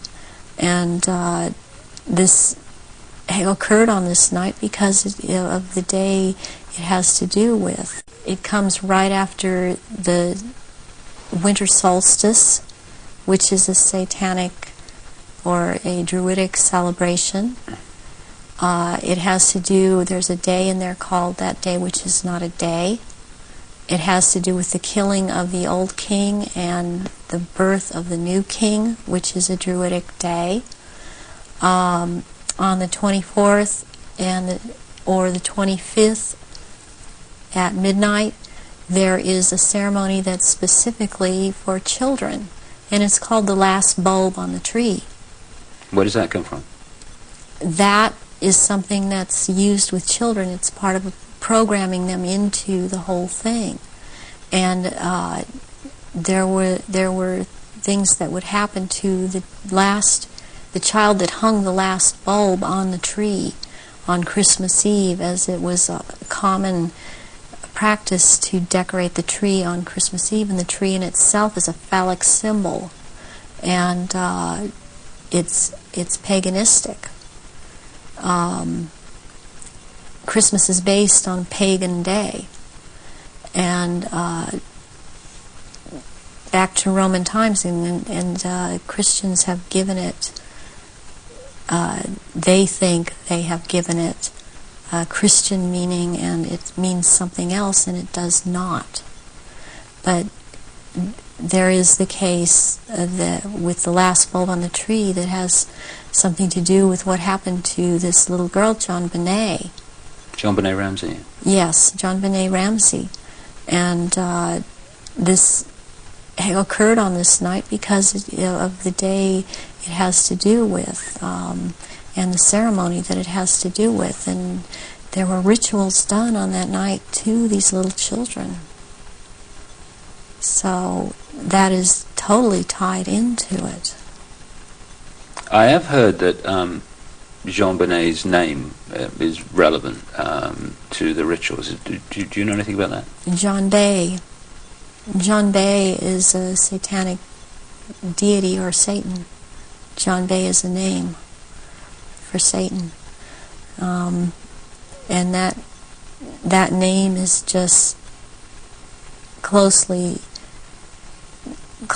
tied in. It's so close, and I don't understand why it hasn't come out, and that I know of, it hasn't been talked about. But that is why she was killed on the day that she was killed, and her family, as far as I'm concerned, her family is involved in this, and that there's always a price to be involved in it. She was the price. This little girl lost her life. Can we talk about some of the famous names that people around the world would know who, in your experience, have taken part in these rituals that you've conducted? You say you've conducted them in Europe and the United States. Can we start with the United States? Yes, I have seen at rituals, I have seen George Bush, I have seen Madeleine Albright, I have seen Henry Kissinger, I have seen Ronald Reagan, and I have also, by the way, seen his wife, Nancy Reagan. I have seen Hillary Clinton before I knew she was Hillary Clinton. At the time, at these rituals, she is involved. The other people that I have named and I have seen shapeshift into reptilians. I have not seen Hillary Clinton actually shapeshift, but she is involved. I have seen the two sons when they were young, the two sons of George Bush present at these rituals. Are these the sons that have become governors? Yes, one is in Florida and one is in Texas. I have seen, did I mention J. Rockefeller? And he shapeshifts. I've seen George Deukmejian and Ronald Reagan again, having been governor in California. There have been people such as Newt Gingrich. I saw, and I didn't know at the time that he was Newt Gingrich. I recognized that he was Newt Gingrich when Clinton came into power, and after he was, Newt Gingrich was then elected Speaker of the House. And I was horrified to realize that this man was also there. All of this has affected me to the point I don't vote. All of these people seem to all be connected to the Illuminati, and I don't feel like being part of having anything to do with them. Presidents like Carter and Ford and Clinton. I've seen Ford there. Gerald Ford. Gerald Ford, yes. Are they all reptilian bloodlines? I haven't seen Carter shapeshift. You've seen him at rituals, have you? Yes. Gerald Ford, I have seen shapeshift. And Johnson, also. Lyndon Johnson. Lyndon Johnson. Also, Dr. Joseph Mengele, who took me around to these rituals a lot of the time, was also a shapeshifter. And there were also people that there are people in the European countries that I've seen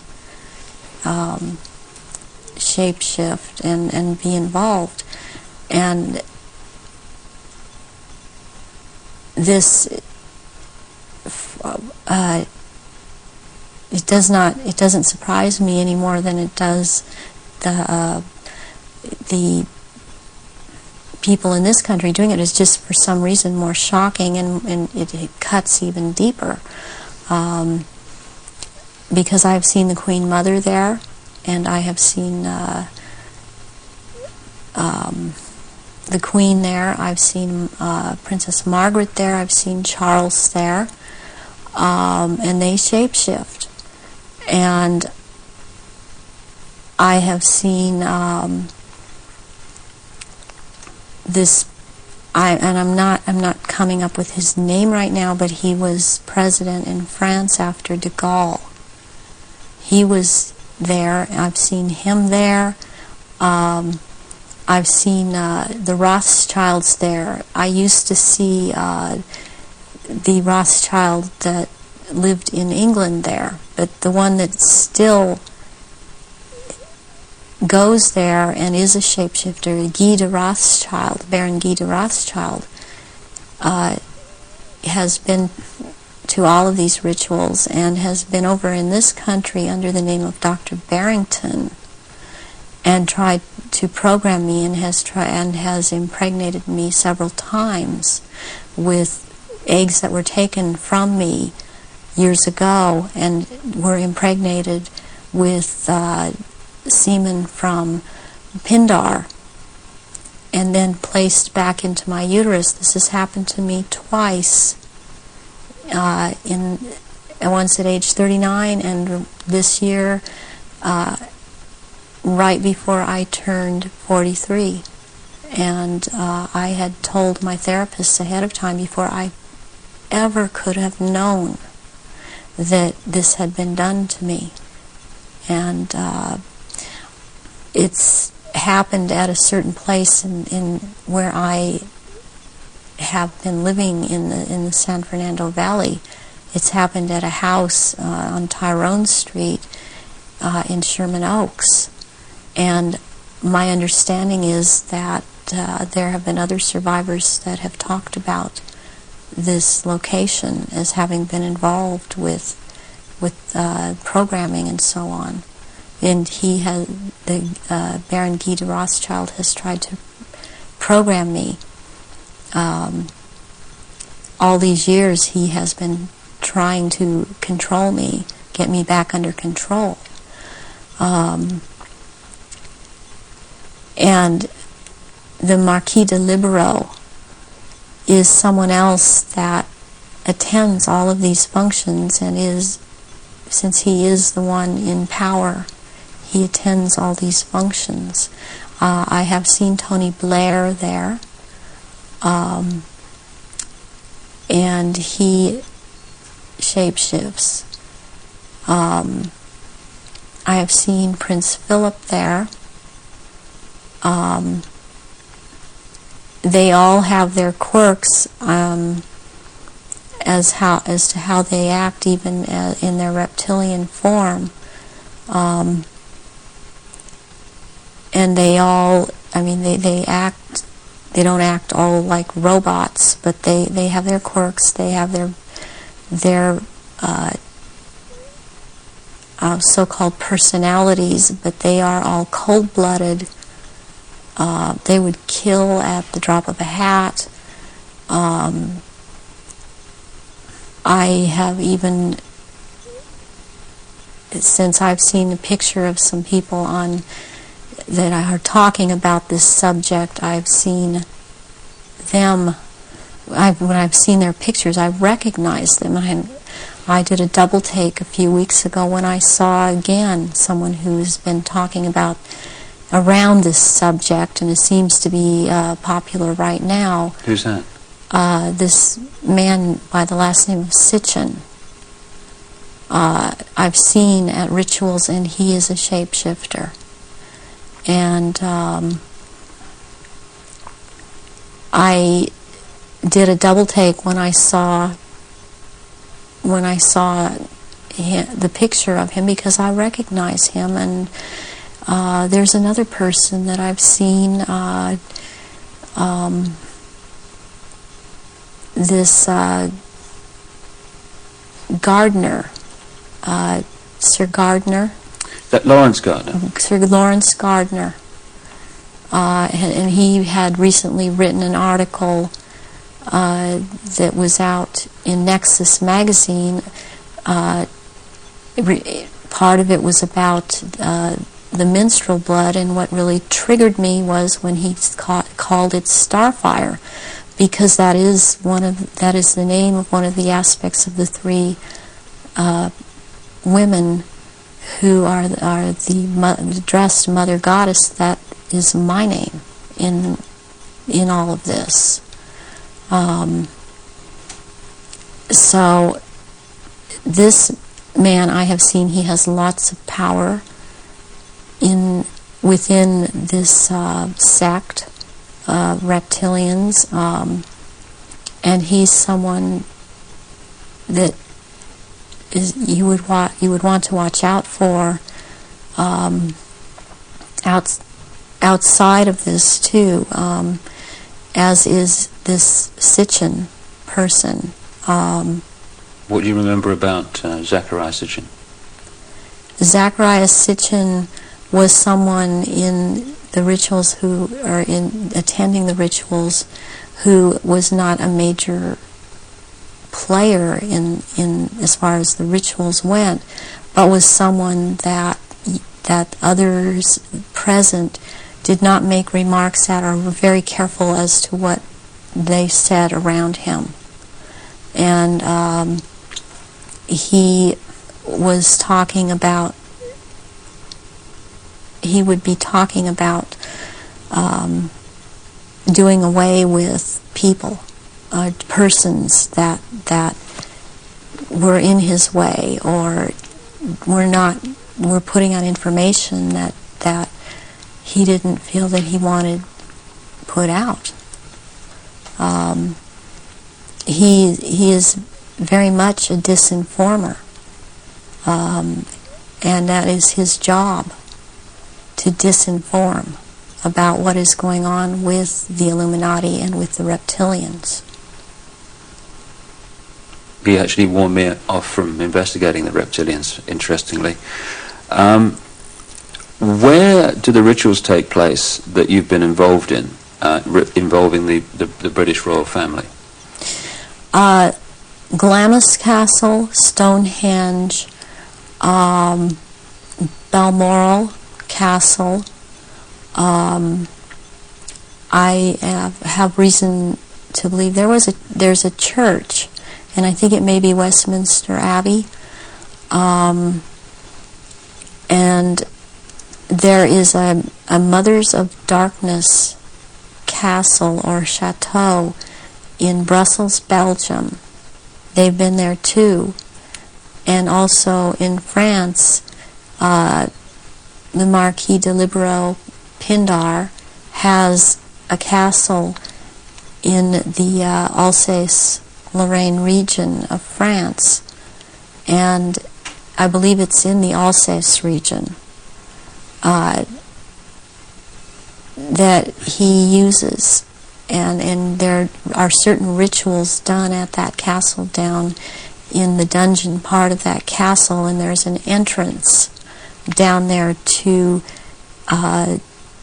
underground places in the earth, and there is a natural formation of rocks that kind of glow green, and they keep menstrual blood in that formation, and this green glowing from these rocks actually turns the blood a darker color, and it's called black blood, and it's used in certain rituals.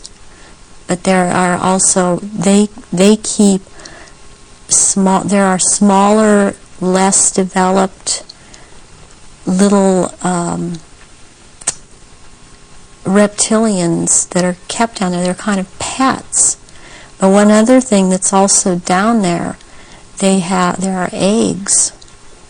It's like a nest of eggs kept down in that part where it's warm. It's very warm down there into this entrance, and these eggs are kept down there incubating, and they are the reptiles' eggs, and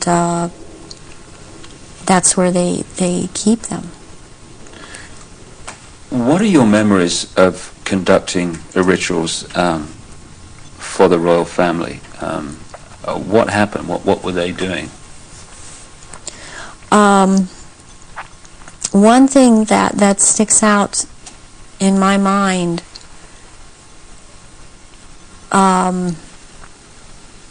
is that there was before. This was back in the late 70s. This was before Charles was married to Diana. He was involved with Kamala Parker Bowles, and she does not shapeshift, but she became pregnant by Charles, and she produced a baby, and this baby was presented at the ritual and killed, and that is the price, the firstborn between these two, and eventually these two will marry, and that is the price that is to be paid, the sacrifice of the firstborn between the union of these two people. And I've seen that there.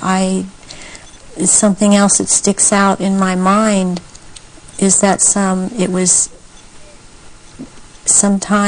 around the late 80s that I saw a very kind of dark man he was Arabic. It seemed to be Arabic or Egyptian, and I heard the name Fayed being mentioned, and the Queen Mother was there, and I called her the Black Queen, and she and he were talking very seriously and at some length about a subject. They were mentioning Diana, and they were mentioning his son, Dodi. And at the time, I didn't know who Dodi was. I knew who Diana was. I never saw her at any rituals. Where did this conversation take place? This took place at Balmoral Castle. And I heard them talking about a marriage between these two, and I thought at the time, well, she's married to Charles. How can there be a marriage where she's married to Charles? I didn't understand why the Queen Mother and this person that I now know to be Dodi Fayed, because I heard Fayed, Muhammad al-Fayed talking, and I'd seen them together at, I saw them at Balmoral Castle. I overheard the conversation at Balmoral, but I'd seen them also at Mothers of Darkness Chateau in Brussels, and they were talking about a union between Diana and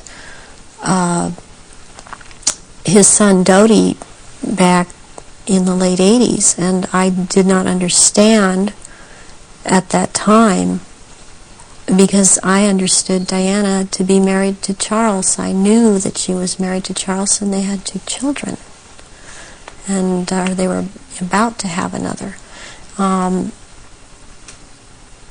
And the Queen Mother, all I could pick up was that for some reason that there was a malevolence towards Diana. And Diana I had never seen at a ritual. I wondered what she knew about all of this. What have you seen the royal family do, the Queen Mother, and the other people you've seen in the rituals? What have you seen them do? I've seen all of them drink human blood and consume human flesh, and they have their own goblets in which they have blood, and these goblets are encrusted with jewels, and they also have their own daggers, and that the dagger goes into the goblet, and they stir the blood around with it, and it's also a what it is. It's a symbol of the phallus going into the vagina, and when they're doing this, and I've seen them do this, and some of them have even, like the Queen Mother I saw with, she had her own little, it would like almost, it's between a very elaborate ornate chair or a throne kind of thing brought in for her to sit. And because before these rituals actually start, there is a kind of people move around the room and talk, or recognize one another. It's a formal kind of a ritualistic setup, the way they talk and the way they introduce each other. It's like a court. What are they wearing? They're wearing robes. They're not wearing anything underneath the robes, and the robes are very ornate. They all have, the one thing in common they have is they have a red color like blood, and some of them have purple, and they have gold kinds of lines running through them. They have the Merovingian symbol of France, the fleur-de-lis, and there are jewels that are sewn in at certain points on these robes, and they wear these robes, but they don't wear anything underneath the robes, because what is going to happen, what the rituals are all about, they're going to shape-shift, and they can't have anything on under the robes. And there are orgy kind of things that go on at the rituals also. And involving the royal family of Britain? Yes, involving the royal family of Britain, and the sacrifice and the eating of, consuming the sacrifice, and they are involved in that. You've seen them do that? Yes, I have seen them do that. People in Britain, listening to what you're saying, would obviously be staggered, I guess anywhere in the world, but what would stagger them mostly is in Britain, the Queen Mother has an image of being the nation's grandmother. The nice old lady, and good old Queen Mum, what a lovely lady. What's your experience of the Queen Mother? She is very cold in reality, and she is very cruel, and she is very different than she comes across to the public. She's cold-blooded.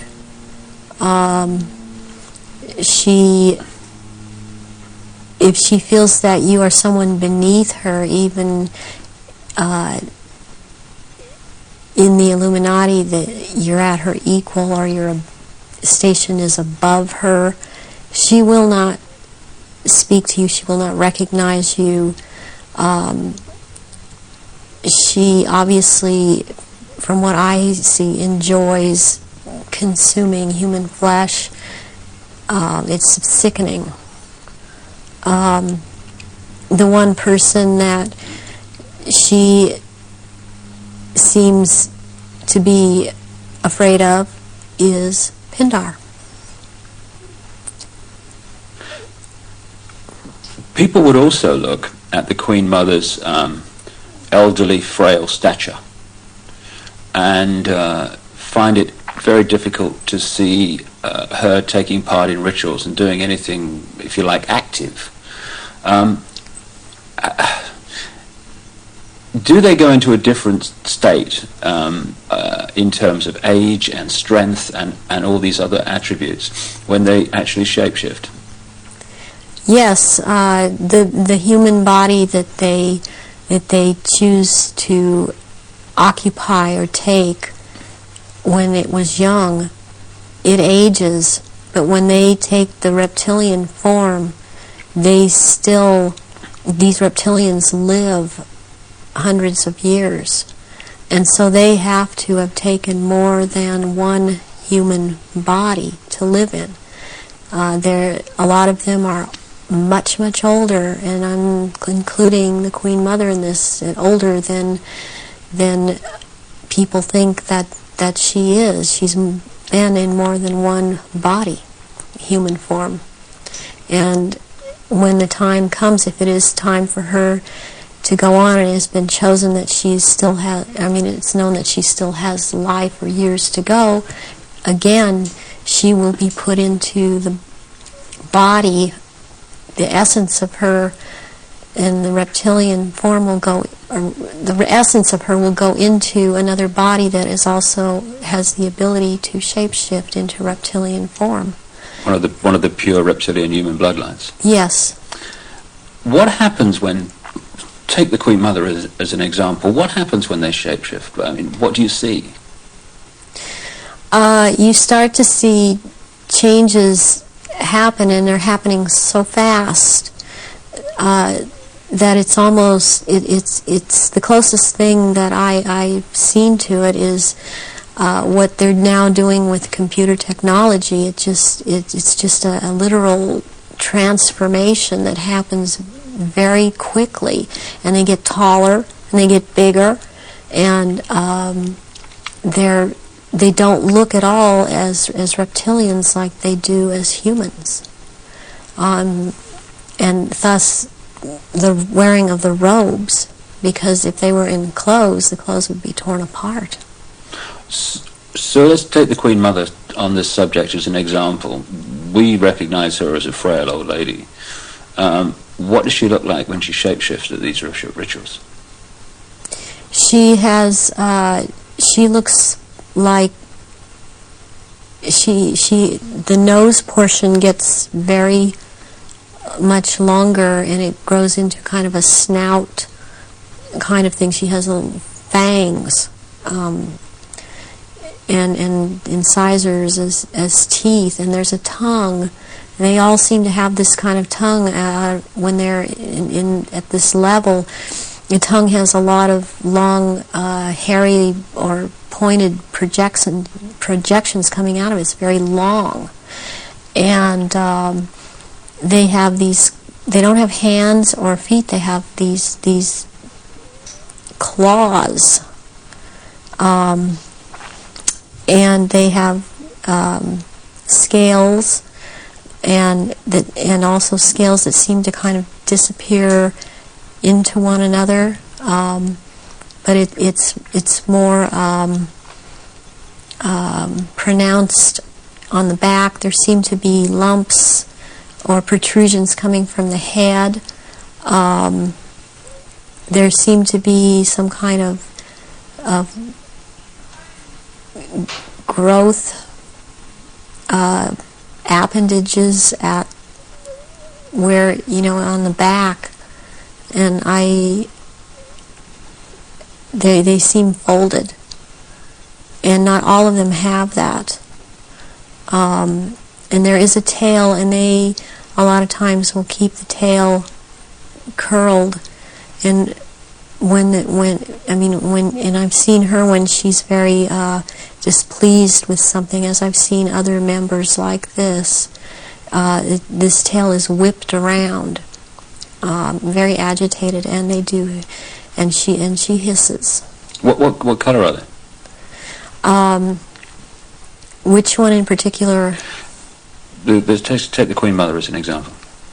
She's kind of a beige color on the underside, and by the time you're going up around to the back and the tail and the top of the head and on top of the nose, snout, whatever, it's coming to a very they're dark speckles or large speckles of dark browns, and the eyes usually they're large. They look like they're very round, and they look like they're coming out of their sockets, and very protruding, and usually the color ranges from a beige to a gold to a dark greenish gold, and then there's this dark slit up and down, a vertical slit, and and the eyes will look hooded, and when they look hooded, it's a very frightening thing, because it seems that when the eyes are hooded, they're about to do something. What do you mean by hooded? The lids come down, and it's almost, I guess it would be the same thing in a human as an expression of someone's got an idea.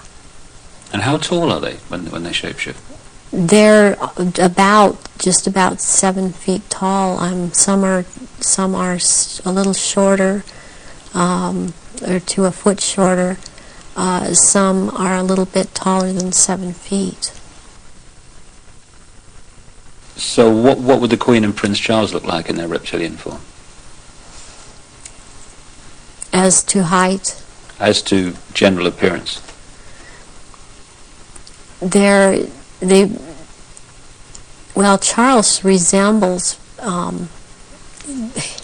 Charles resembles in both ways, in human form and in reptilian.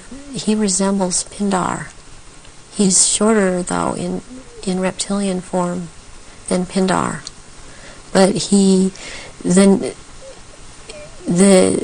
the way that the reptilian, the nose shapes into the snout at that point, and the jaw becomes the underpart. It's very much like Pindar, and his mother doesn't look quite the same as he does. But what does the Queen look like? The Queen, she's darker, not quite so pale. She's darker. All over, she doesn't have the amount of I would call it freckling. It's more like a gradual, like the skin is gradually getting darker It's more smooth. And she does have the lumps up on around her head and down the tail, the spine. Charles has the tails down around the spine, and funny enough, he has the protrusions from the skull in the reptilian form, where about or above, right above where it seems like his ears would have been. What is it about the rituals that allow the shape-shifting to happen? When the victims are starting to be sacrificed, it's the scent of the blood, and they start shape-shifting at that point in time, and they can hardly wait to get to the blood. It's like they're addicted to the blood, and then the consumption of human flesh that follows. What have you seen the Queen or any of the royal family do in relation to that? Have you seen them sacrifice and consume human flesh? There are certain times when they will actually do a sacrifice, or there will have been someone doing a sacrifice and it's not happening fast enough for them. So they will step in and finish it themselves, because the ritual has to be gone through. It's sacrificially, ritualistically, it has to have been gone through, and they will step right in and just start tearing the throat out, and they're getting all this blood from the jugular vein at the same time, and that has happened when there are many there that are going to be sacrificed, and they just can't wait, and tearing into the contents of the abdomen and stomach of a victim afterwards. Who have you seen do that? I've seen the Queen Mother do that, and Prince Philip and Charles. I've seen Guy de Rust's child do this. It seems that I've seen it more among royalty, or so-called royalty, do this than people that are not titled. That they don't seem to. They seem like it feels like they don't dare, but they shapeshift nonetheless. But it's like the royals that step in and just start tearing away, as they can hardly wait. How long can they hold the reptilian form in these occasions? During the rituals, it's much easier for them to hold their reptilian form. They can stay in that form.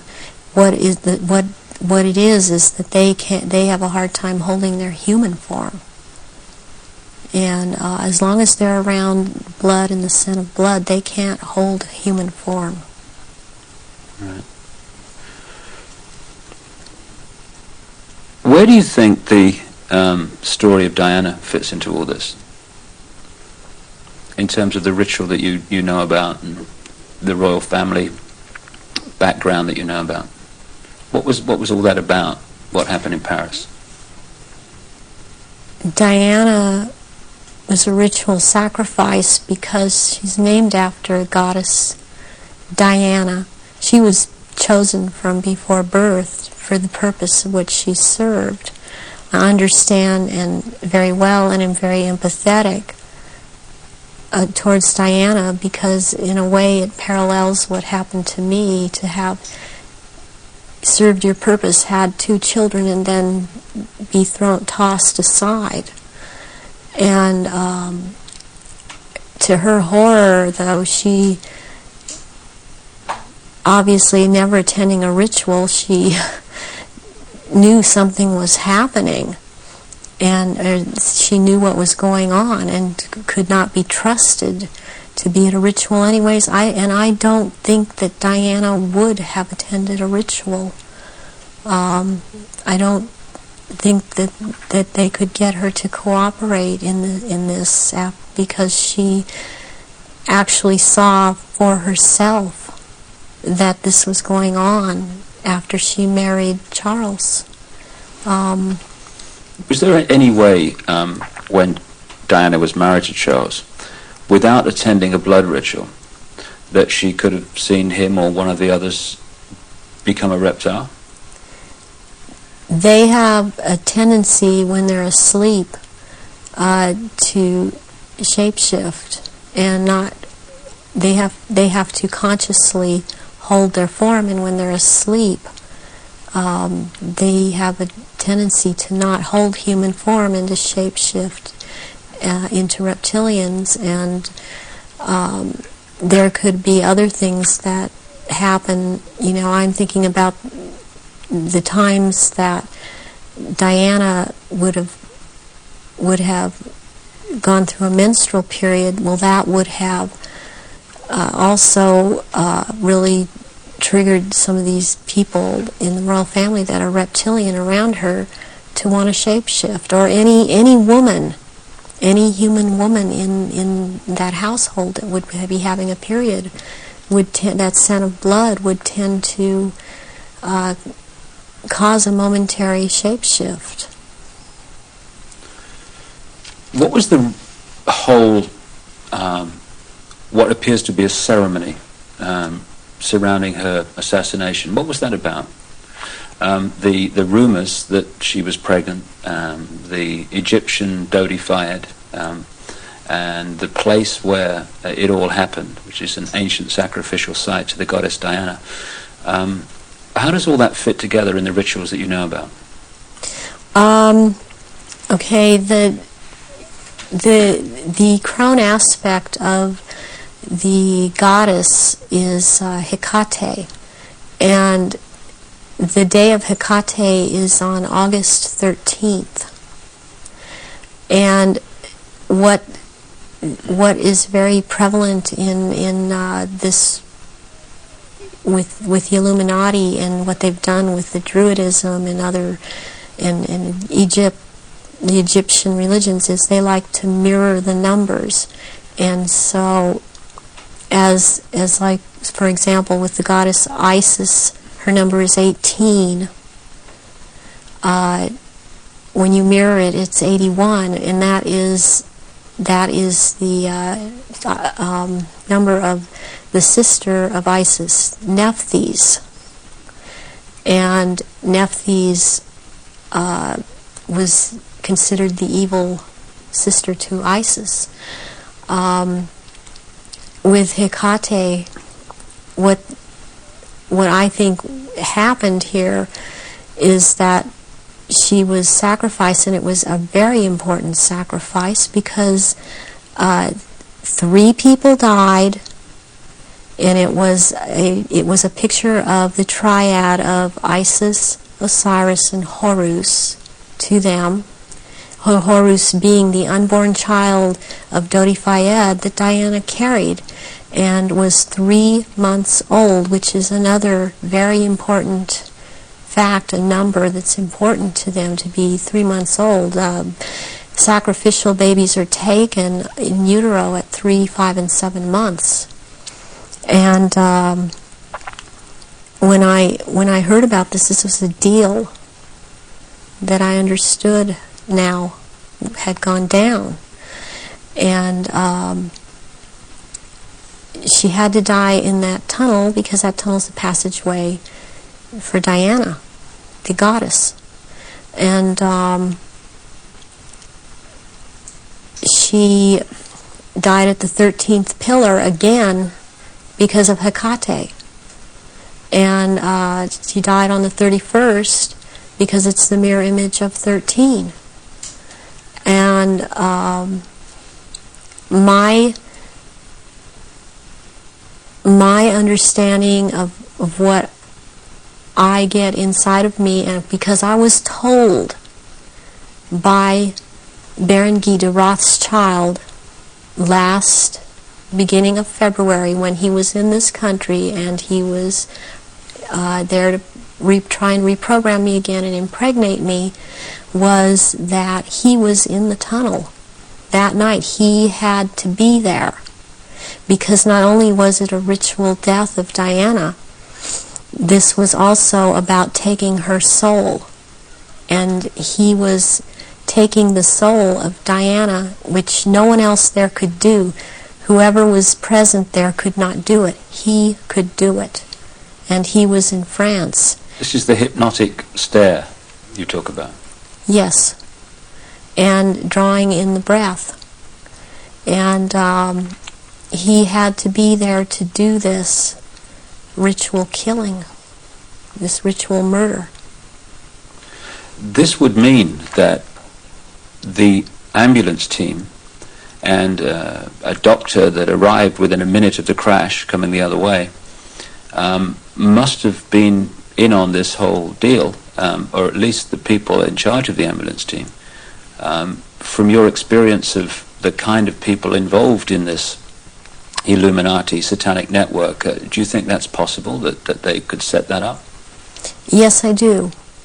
I've seen a lot of things set up that if you did not know, if you weren't in on the so-called inner circle, or know what the Illuminati can do, because they depend on people not believing they're really there, you would not, you would have a hard time believing it.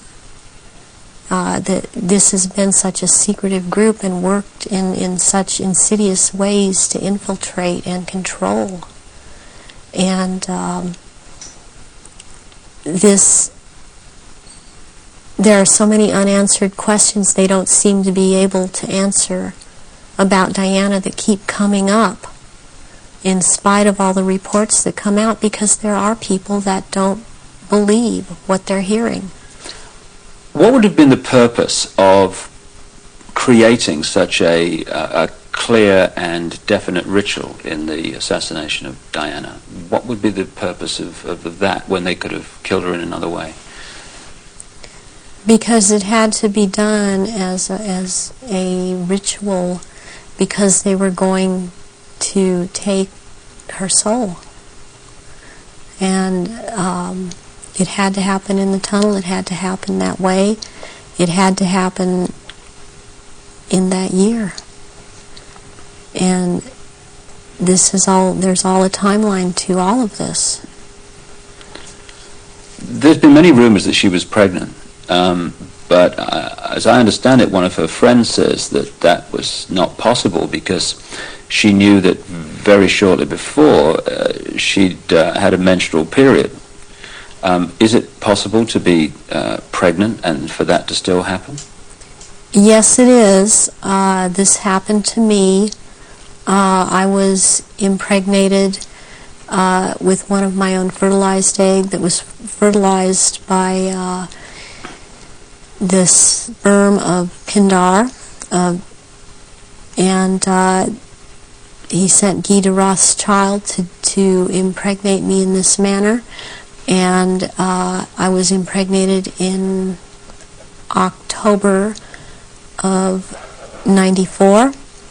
I had periods up until February when it was discovered, and they seemed normal, not light. And I then was, since I had the background of a nurse, I was and had worked with a nurse midwife delivering babies. I was, for some reason, it occurred to me to check my stomach, my abdomen, and I realized that I was pregnant, and so I ended up seeing a doctor who told me, I mean, he verified, you're pregnant. He did it with blood test, with the urine test, and ultrasound exam, and if I don't do an abortion on you tomorrow, you're going to have to go through a different type of abortion, which probably would have been a saline abortion. And I knew what I was pregnant with by that time, and so I was terrified to go through with it, and I could not go through with it, knowing what I knew, and so I had the abortion. But I had periods the whole time. You were impregnated at the point that it happened without you having any knowledge of it. No, I did not. Is it possible that that happened to Diana, if she was, as the evidence that I've looked at suggests, also mind-controlled and a multiple from the early part of her life? That is definitely more than a probability. The thing about being multiple or dissociative identity disorder is that the host person doesn't know that they are, but they have missing time, but then they have amnesia for the missing time. They don't realize they're missing time. They don't realize things are happening to them. They show up, pregnant. They show up with marks on their bodies. They don't know, I think I must have bumped myself, and that's not actually how it happened. Or they have needle marks on their body when they've been gotten a hold of and drugged. And it's only when they start to realize something's not right and they try and make a timeline and try and account for their time, they realize there's so much they can't account for that they simply took for granted. Oh, I was out shopping, or I was at this person's house, or I was over there. Then they realize they don't have a timeline for any of these things. Do you think that Diana's two children were Prince Charles's children? I do not believe that William is. I've heard that he was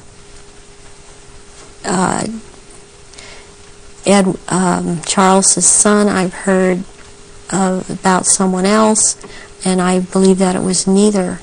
I believe that this child of Prince William is the son of Pindar, and she was impregnated, and she did not realize that.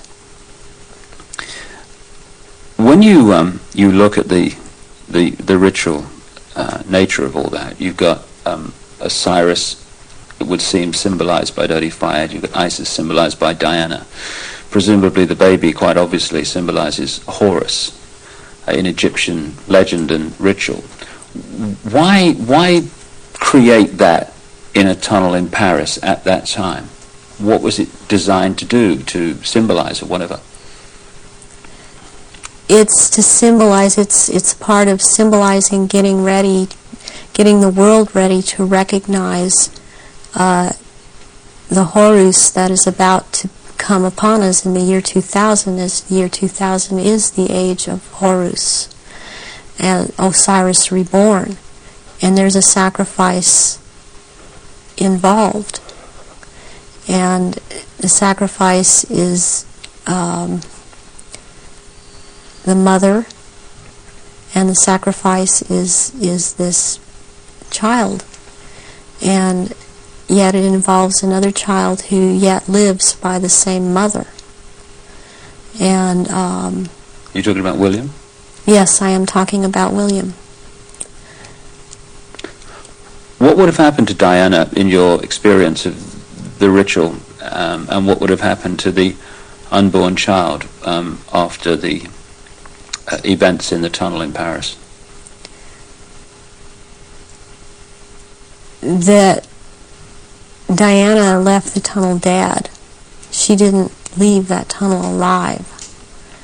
That ritual, she had to die in that tunnel, and they had to take her soul in that tunnel, and they had to take the soul or developing essence of the unborn child. And in the hospital, it follows logically, according to what I know about what they do, that they would have taken the uterus and the fetus from Diana, that would have been taken, and as a ritual that would have been taken, and they would have removed other body parts. And done what?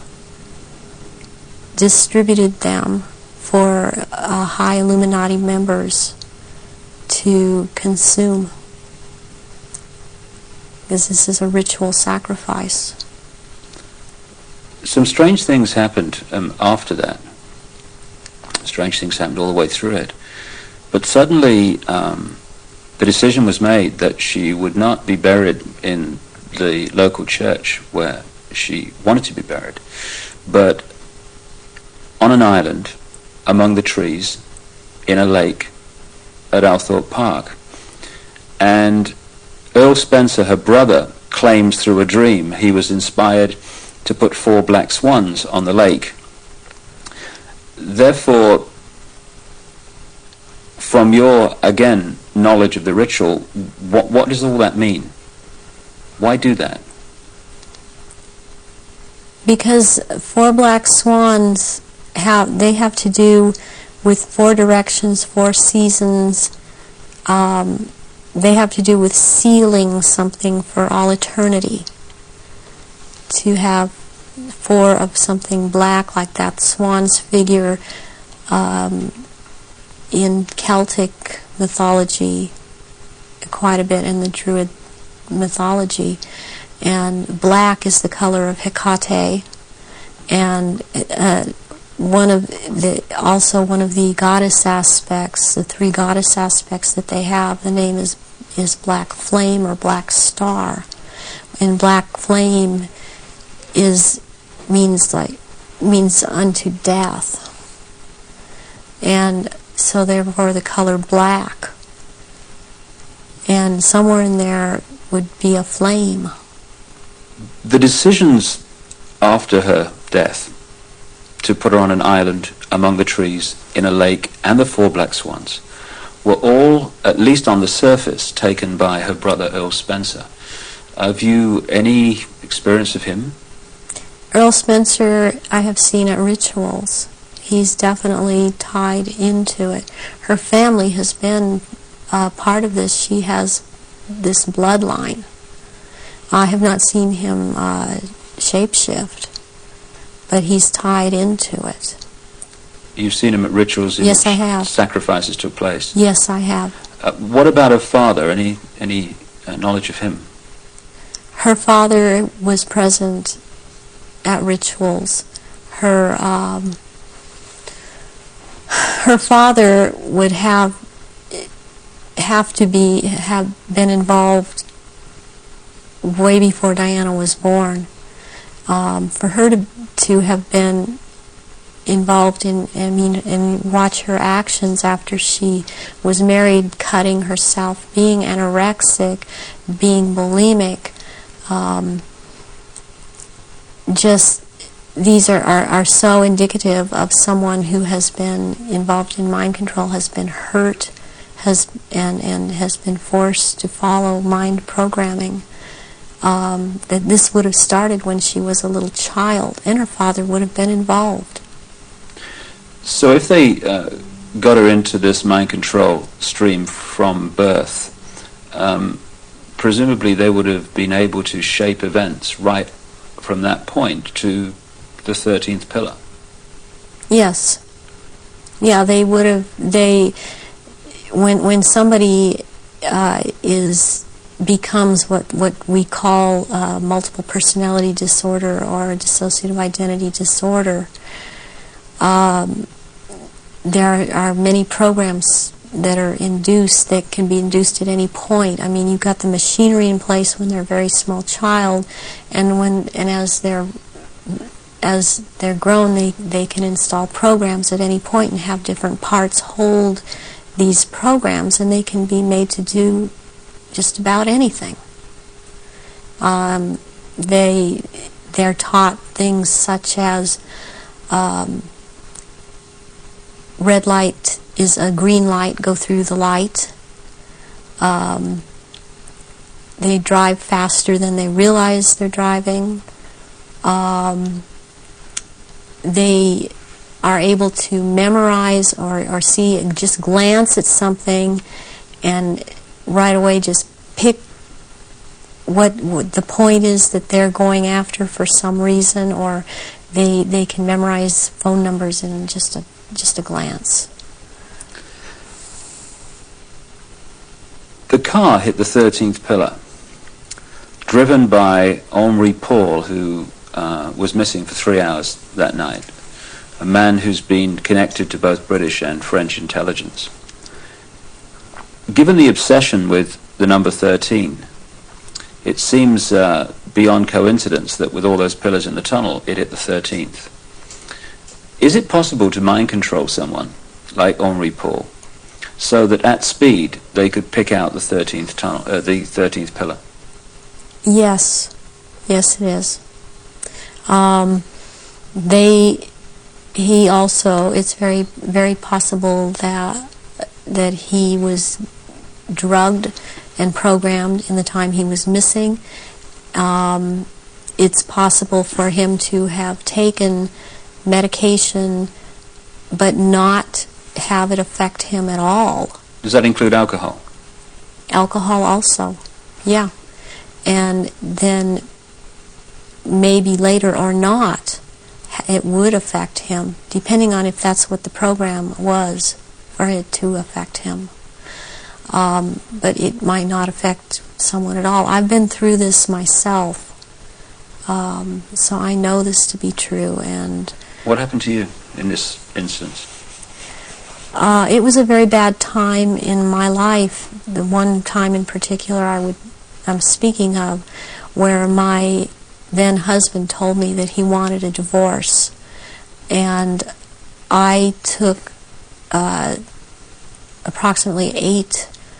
I don't remember what the dosage was, but 8 Xanax pills in front of him, and I drove from where I lived in Orange County to the Norwalk area and went to see my therapist, who was holding some groups in this area, and I did not feel the effects of the pills at all when I drove to see him. I did not feel the effects of the pills at all when I left there an hour and a half later.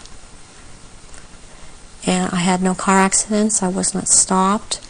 My driving skills were very good. And I've seen this happen with other people that have had the mind control programming and this DID, and you just swallow up medication and one part holds on to it and it does not affect the body.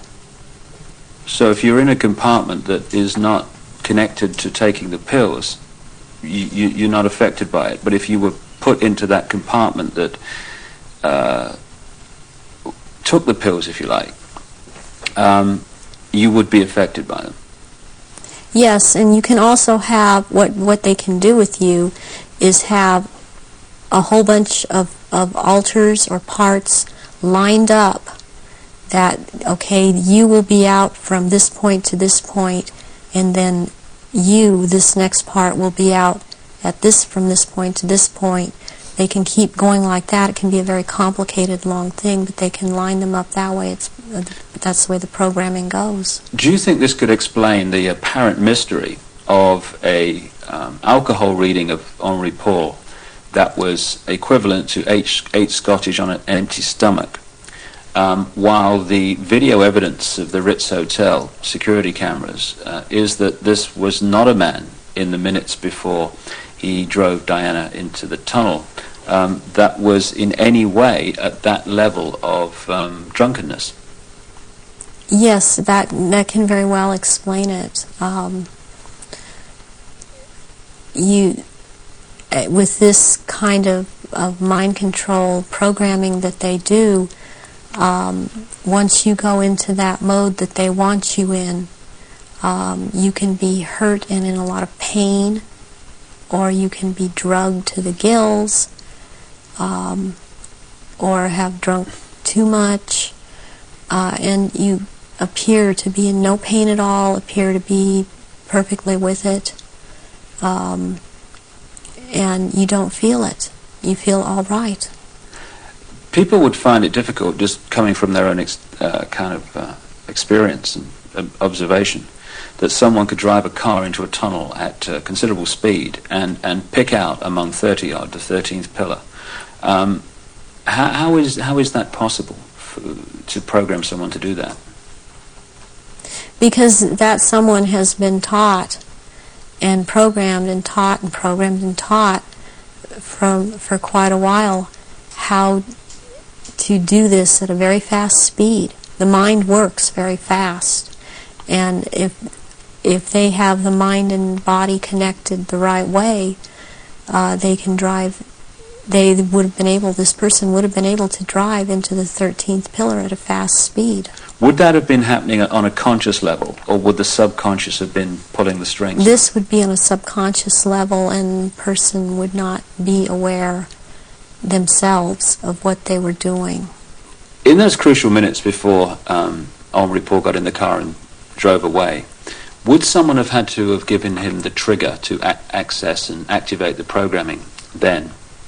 Or could he have been in some way pre-programmed to be triggered at that time? And if so, what would that be? Well, he was probably programmed to do all of this at a trigger signal. And so what happened is that somebody triggered him with a preset signal that he was told, when you are given this signal, you will act out. But the program was already set to go off when the trigger, when he saw the trigger. What form could this trigger have taken? It could have been a hand signal. It could have been a certain type of handshake. It could have been a color that he saw that was flashed in front of his face. It could have been a certain person doing a hand signal. It's most likely that there was a person present that he was to react to when this person said something or signaled him in some way. Given the extent of your programming from birth, how was it possible for you to break out of it, as you appear to have done now? One thing that happened is that in 1989, my programmer handler died, who was Mengele. And he was in this country so much, and I was around him so much, and he had a lot of control over me. And what happens when a programmer handler dies, they usually have taught the person that they've been working with, to be very, very loyal unto death to them. And that's something that they, in the end, it works against everything, because when they die, even someone else coming in and trying to take over, a lot of these altars are not open to that and are loyal to that one person. And in my case, Baron Guy de Rothschild is the one that tried to take over. And for some number of years, there was a lot of the time, half the time they got their way, and half the time they didn't. And in major things, they did not get their way.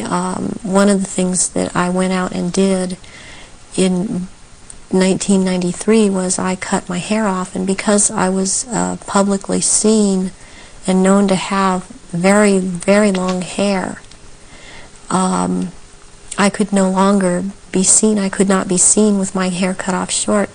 This would have caused a lot of questions with other people that had been programmed. And they still tried to carry on with other parts where I wouldn't have to be publicly seen, because they still consider me to hold this status. And they still consider me their property. I was always told I was their property. One question that people would ask is, given all that you know, why don't they just take you out? They still have plans for me, and this was told to me just a few days ago by someone else who has spoken with Baron Guy de Rothschild, that they have plans for me, and they plan to try to have me back because of the psychic abilities, and that is not going to happen. In the little bit of tape we've got left, could we just turn the subject to the jewelry you've got to your left there? What is that? Was that part of the rituals that you were involved in? The first one, this is a child's ring. It is a 14-karat gold white, or 14-karat white gold ring with a diamond in the middle of a hexagram, or a hexagonal shape, and it looks like a hexagon if you were able to look closely at the diamond. This was returned to me by my ex-husband, who told me, well, this was in your daughter's clothes. And this was a message to me, and it was a trigger to me for him to do this. Any high-ranking survivors that I have talked to that know of this ring know that it's from Mothers of Darkness. And it would be very unusual. I mean, I don't know of anyone else that has a ring like this in their possession at this point in time. And what's the necklace? The necklace here is made out of copper, and it's very Egyptian, and it was given to me when I turned 19, and that's an important age because you really start at the position I was at, having these psychic powers in full effect and being allowed to do this in full effect during rituals, and this was worn during certain rituals. Why copper, and why have it at all? Copper is a transmitter. Copper has always been used in the occult. It has a specific meaning. The meaning it has is because I had a triad of altars that were very active in a lot of rituals, and the triad was Isis, Osiris, and Horus.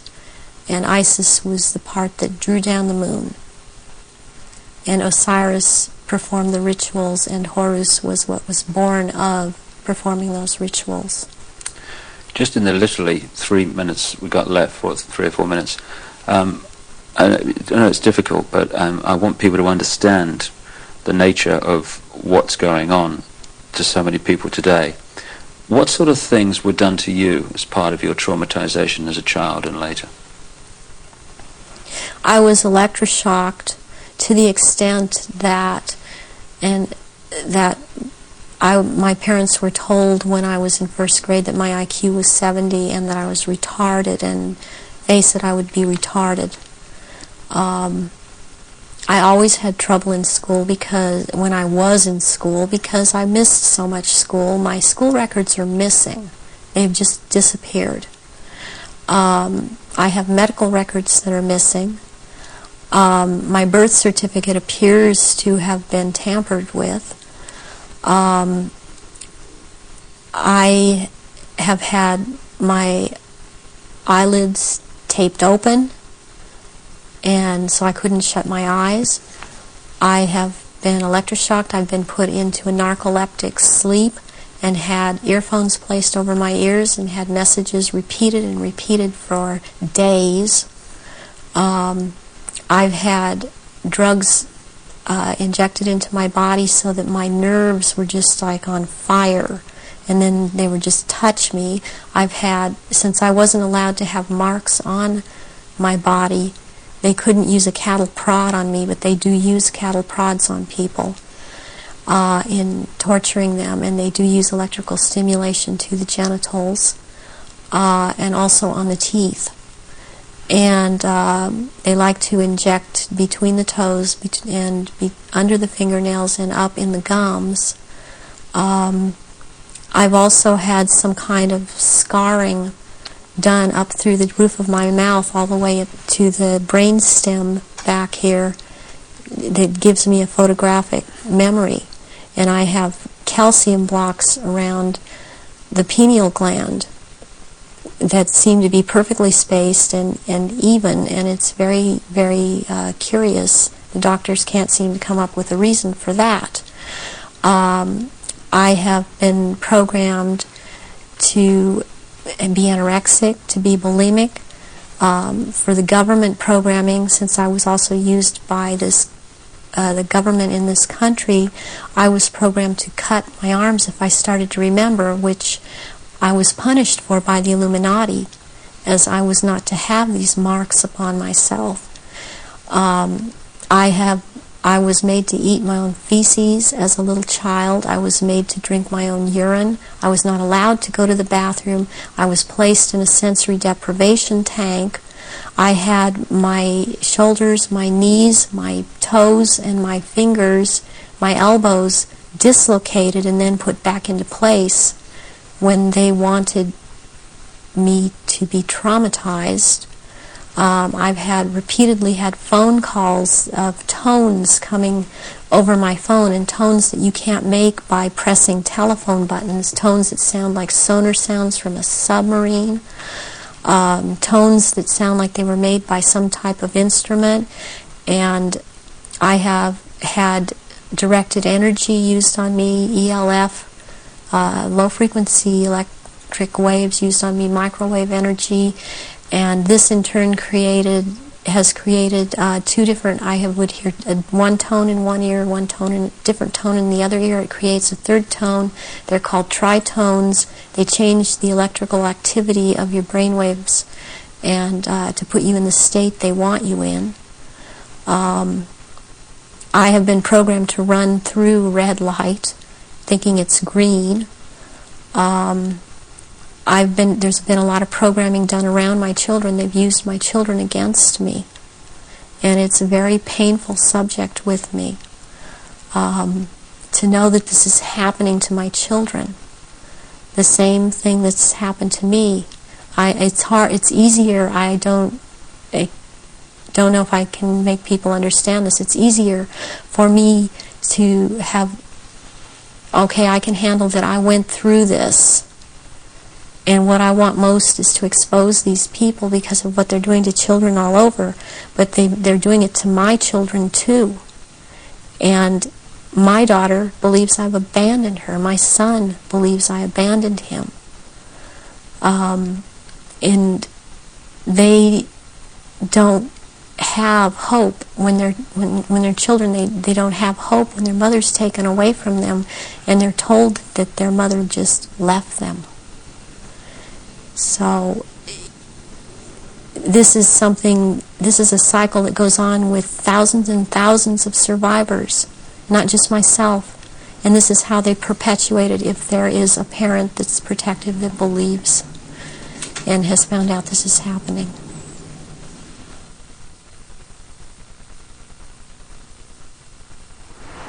The astonishing revelations of Arizona Wilder, a very, very brave lady who's chosen to stand up and be counted. And only by enough people doing that is this nonsense and this manipulation going to be brought to an end, as it is in the next few years. Well, we've come to the end of our little tour of the centre of global control, and we're here now outside the Houses of Parliament in London, the so-called mother of parliaments, because of course it has provided the blueprint for so many other so-called democracies all around the world. When in fact it's just another vehicle for the one-party state that is relentlessly turning out legislation advancing this global centralization agenda.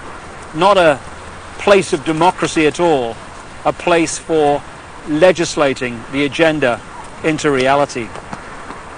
Well, you've heard the information and possibly read it in The Biggest Secret at greater length also. The question is, what are we going to do about it? that's entirely up to you as an individual and me as an individual. As someone once said, what you think of me is none of my business, and it's not. This is just information, make of it what you will. But what we make of it and what we decide to do in the light of this knowledge will decide the kind of world that we and our children are going to live in the next few years and beyond. The Chinese have a word that means at the same time both danger, crisis, and opportunity. And that's the situation we're in now. Yes, there's a crisis. Yes, there's a danger of this global fascist state becoming reality, but it's also an opportunity to wake up and make the change that will turn this planet from a prison into the paradise it once was and the paradise it will become again. And that is about choice. Choosing what we do as a result of what we know. And I quote in my books a number of times an American comedian called Bill Hicks, a genius in his way, very angry man, but a very brilliant man, a very profound man. And he described life in this way. He said, life's like a ride in an amusement park. And when you go on it, you think it's real, because that's how powerful our minds are. The ride goes up and down, round and round. It has thrills and chills, and it's very brightly colored, and it's very loud, and it's fun for a while. Some have been on the ride for a long time, and they remember it, and they come back to us and they say, hey, don't be afraid ever, because this is just a ride. And we kill those people. Shut him up. I've got a lot invested in this ride. Shut him up. Look at my furrows of worry and my family and my big bank account. This has to be real. It's just a ride. But we always kill those good guys who try to tell us that and let the demons run amok. But it doesn't matter, because it's just a ride. And we can change it anytime we want. In other words, it's just a reflection of our own attitudes. And to change, as Bill Hicks said, doesn't need big bank accounts. It just means a choice right now between fear and love. Fear is the four-letter word that has controlled this planet and this human race for thousands of years. Love is the word that will set us free. And that's the choice we face now. And the world that those two choices will create will be so different as to be unexplainable. The chasm between the two. A prison or a paradise. I just want to say one other thing before we finish this video. I don't want to demonize the reptilian race, because it's just a genetic stream in the great forever. I'm talking about a small number of this reptilian race that is behind this manipulation, not the race in general. And indeed, many of the reptilian stream, both in physical bodies and in other dimensions, are working now to help humanity win their freedom, win our freedom back.